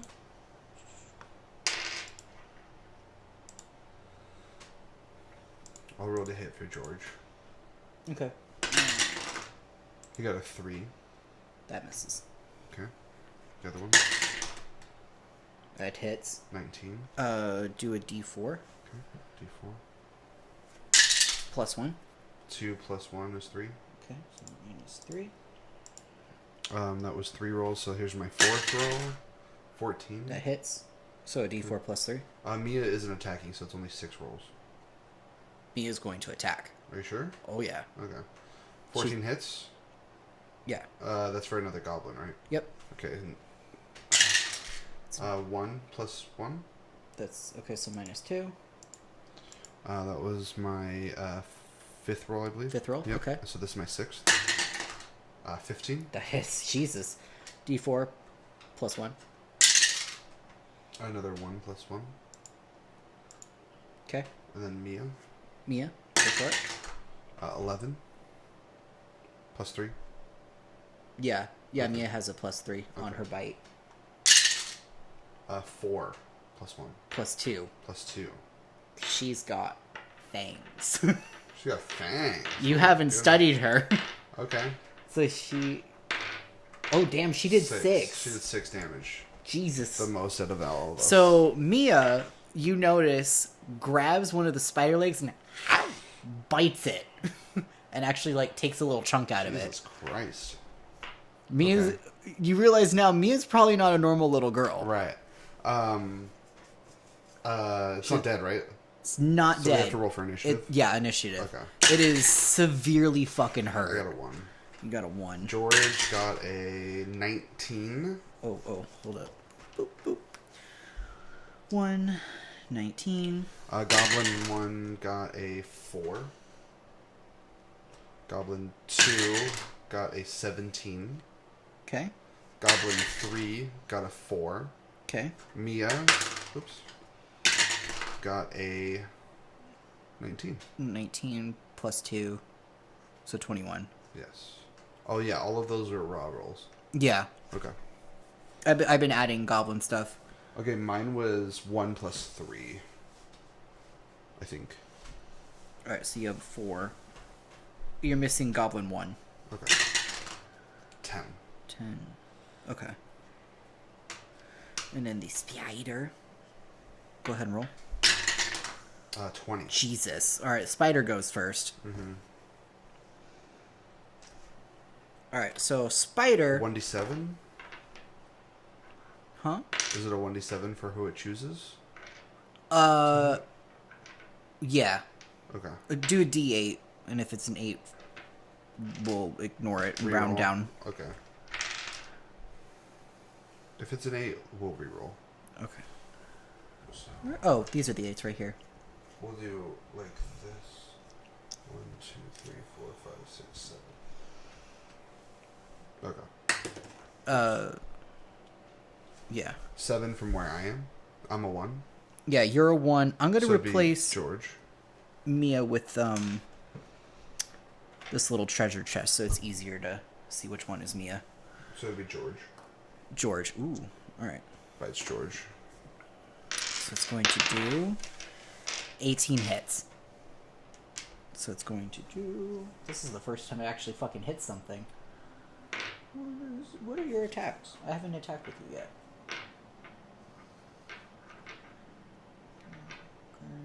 Ignores... Okay, bite. Bite is a 1d8 plus 3.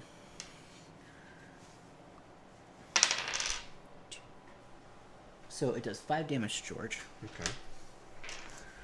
George is fine. He's hurt, but he's okay. So George is at half health now. Okay. Gotcha. So a spider.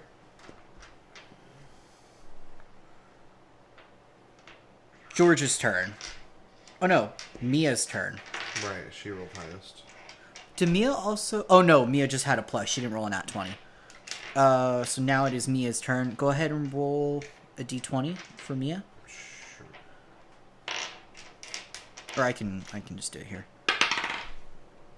Mia hits. There you go. So Mia hits.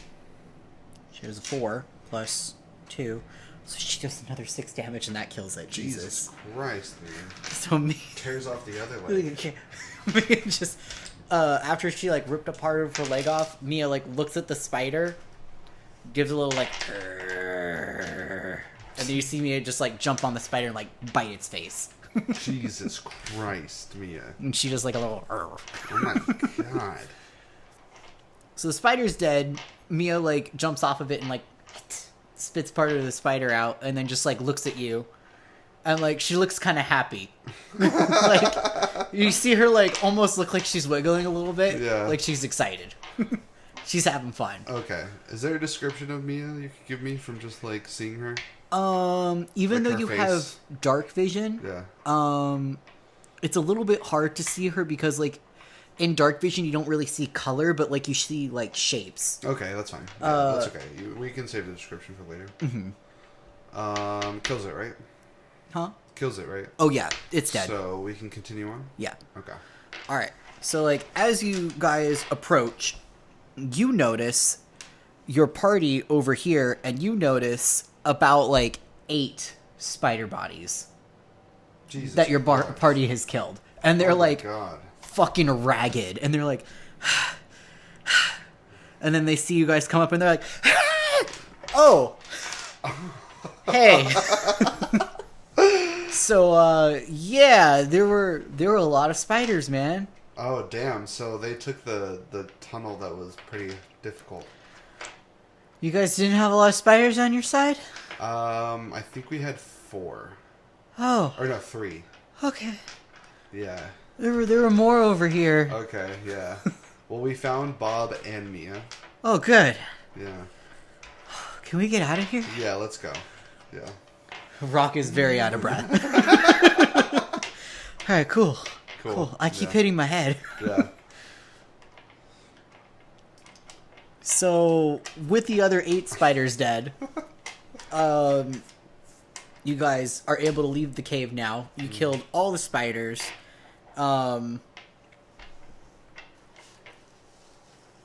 out of the cave. Okay. You have Mia. You guys can go back to town now. Okay. So you guys officially leave the cave. Again, the goblins, like, do a dog pile on Bob, and then they do a dog pile on Mia. And then they look at you, and they, like, hesitate, because they aren't sure if you would, like, try to stab them.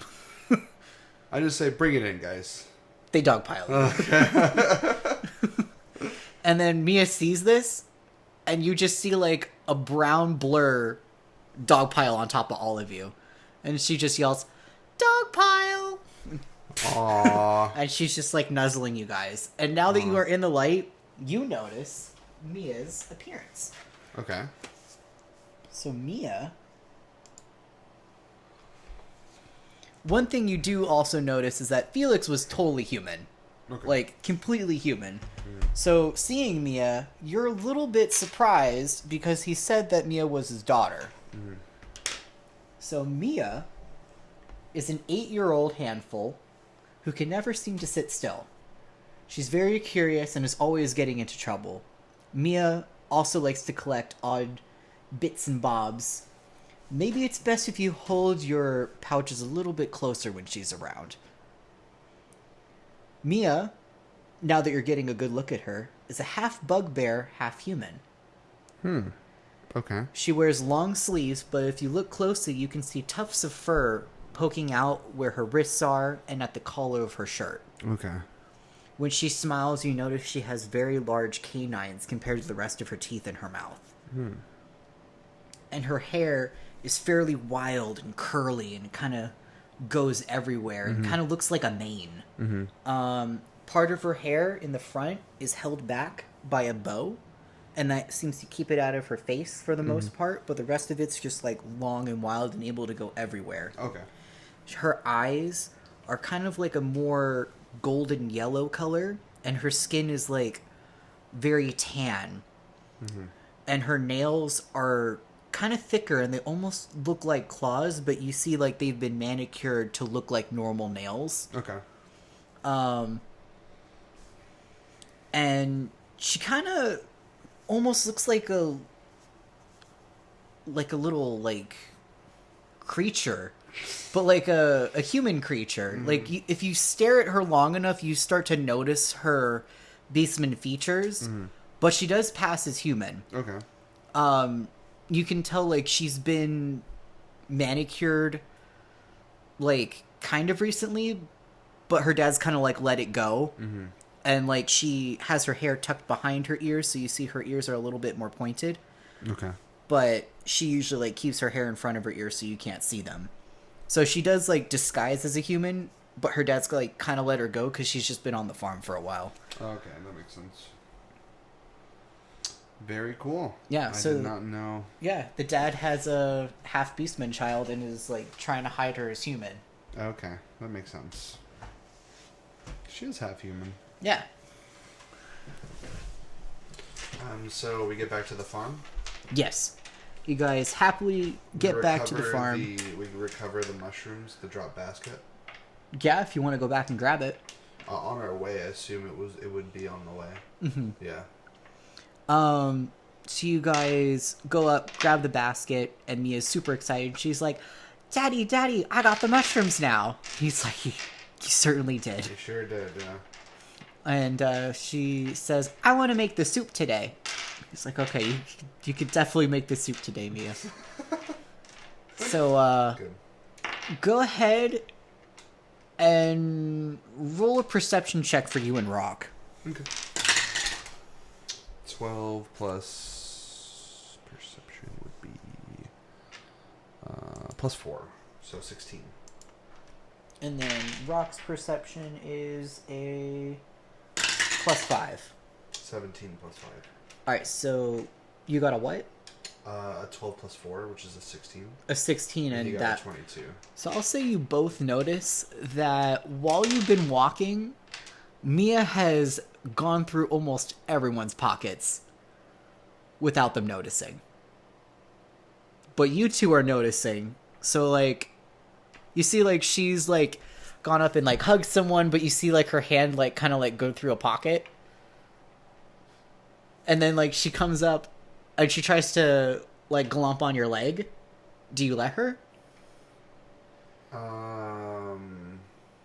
What are in my pockets? Your inventory. Oh.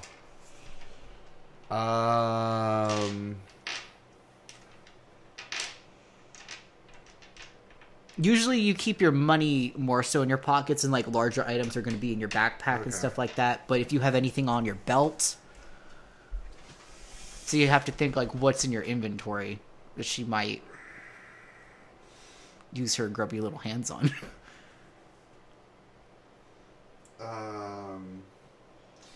As soon as she touches my leg, I'm gonna say, Mia, you know it's not polite to rifle through strangers' belongings, right? You say that out loud? Yeah. Mia's gonna quickly go, beep, and, like, kind of sit up straight, and her dad's gonna stop and just, like, look back at her, and he's like, Mia? She just kind of, like, looks up.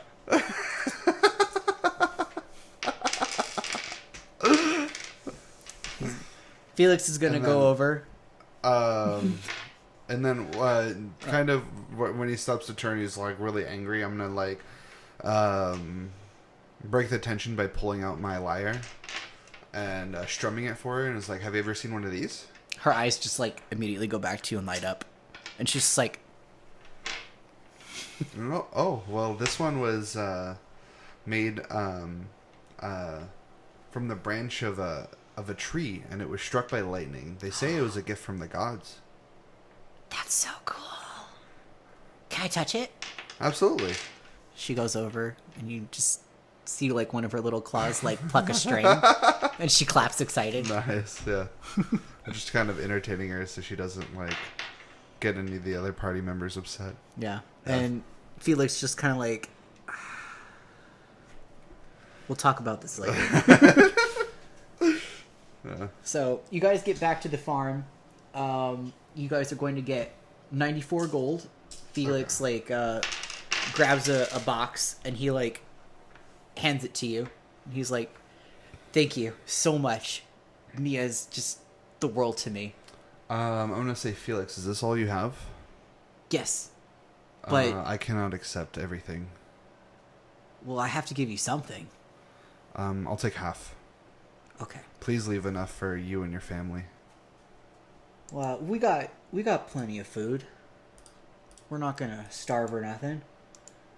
And as long as I got my little girl, that's all I need.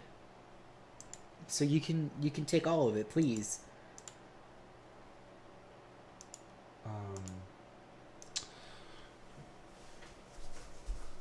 Really?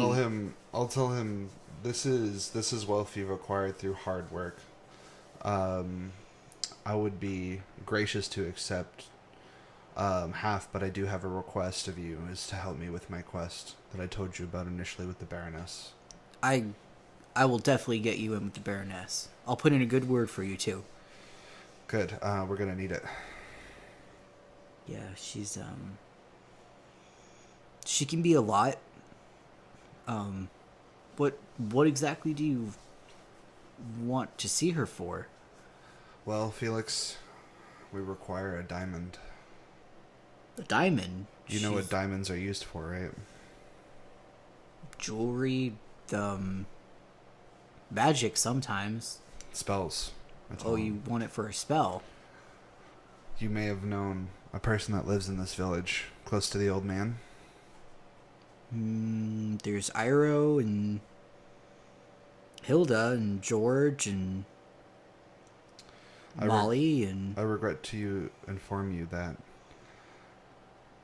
Hilda has... I don't know how to put this, but she died on our way here, escorting us. And we need to bring her back. You see his eyes just kind of like... What? And Hilda... Not Hilda. Mia. Yeah. Names. Mia just kind of like stops and like looks up at you, and she's just like,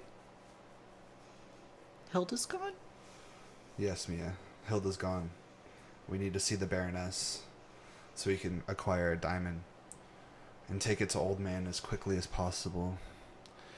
We've spent up most of this day, but we only have less than a fortnight. We better get going then. Yeah. How do you usually approach the Baroness? Does she schedule deliveries? Usually, yeah. I'm supposed to give another delivery tomorrow. I go every day. Mm-hmm. If you want, you can come with me on my delivery tomorrow in the morning, or like I could just take you there now, and she might see us. I believe we must do this as soon as possible. I turn to the goblins. I say, thank you all for your help. I'm glad we found your friend. Um, if I do, if our paths cross in the future, then I would be delighted to how would I say this? I'd be delighted to join forces with you again for another quest that I may have. Yeah, absolutely. Where are you guys off to? Well, we definitely need to find a new place for our mooch. That place wasn't good at all. Maybe someplace a little bit closer to home. Yeah, probably. Yeah. We were trying to look for a place that we could stash stuff if we were jumping in between, but I think we'll just keep carrying it all the way home for now. That's probably for the best. Where are you guys located? Oh, we're located, to the east, a little bit further past that weird spider thing. There's a large river, and if you follow the river and you keep going east, you're gonna see a large rock, and it's gonna be in the middle of the river. And when you see that rock, you're gonna keep going east just a little bit more, and then you're gonna suddenly go north. Okay. And you go north, when you're following the river east, you're gonna see a big tree that's leaning right over the river. And when you see that tree, immediately go north, Okay. and you're gonna find our burrow. Okay. Well, if I ever need you guys, I will be sure. Well, and if I'm ever in the area, I'll be sure to pay you guys a visit. You Yeah. guys sure know how to party. We definitely do. And Oh, I'll slap Bob on the back. And I'll say it to him, but I'll say it looking at him, but to the goblins. he's gonna. Oh, yeah. And at this point, you notice that Mia has just completely left the room. After she heard that you confirmed that Hilda was gone, she just left. She went in the other room. Did she look sad? You didn't even see. She just kind of put her head down and hit her face, and she just left. Mm-hmm. I turn to Felix. Make sure she's safe, and let her know that Hilda's not gone forever. We're gonna try to get her back. But for now, you need to go, and she needs to stay here in the house. Yeah, I'll talk to her. Yeah. She was pretty close with Hilda. I'll wait outside for you. Don't take too long. I won't. Yeah. That'll be that. He'll walk inside. Yeah. No. So everyone else leaves.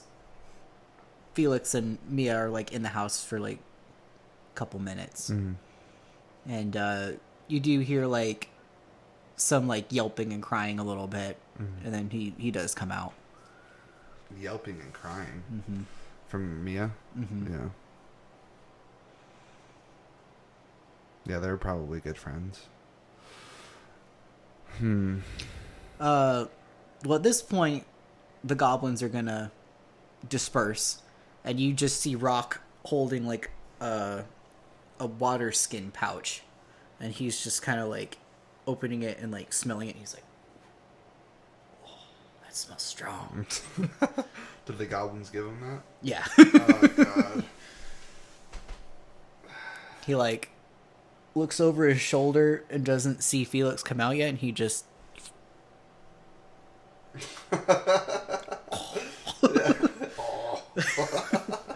puts a cork on it and Okay, yeah. For a rainy day. yeah.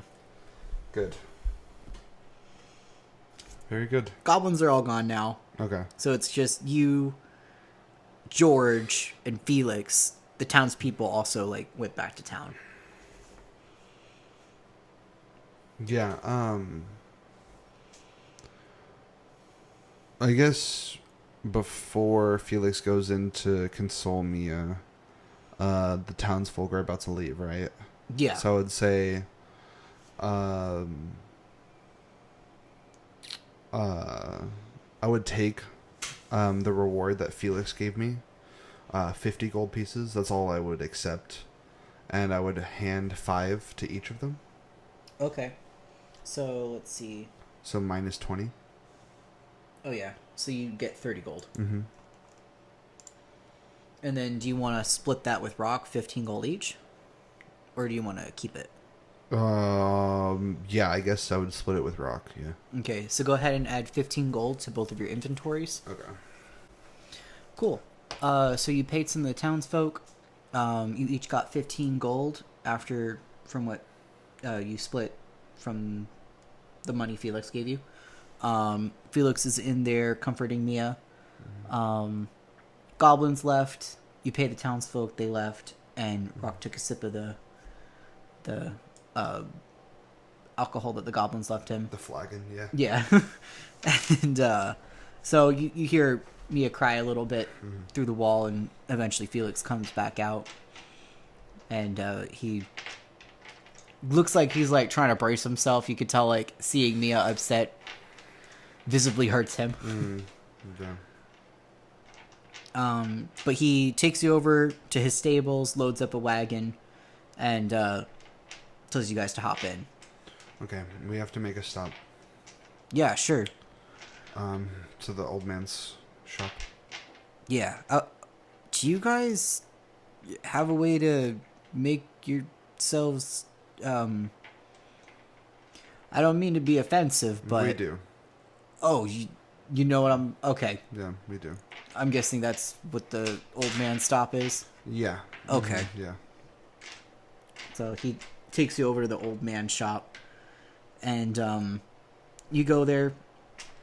Snowgoo's able to cast... What do you guys want to look like? I don't want him to cast it yet. I want him to come with us. Oh, to go with you guys. Yeah, he can do that. Yeah. Did you want... So who do you want to come with you to the Baroness's house? Felix, Snailgoo, George, me, and Rock.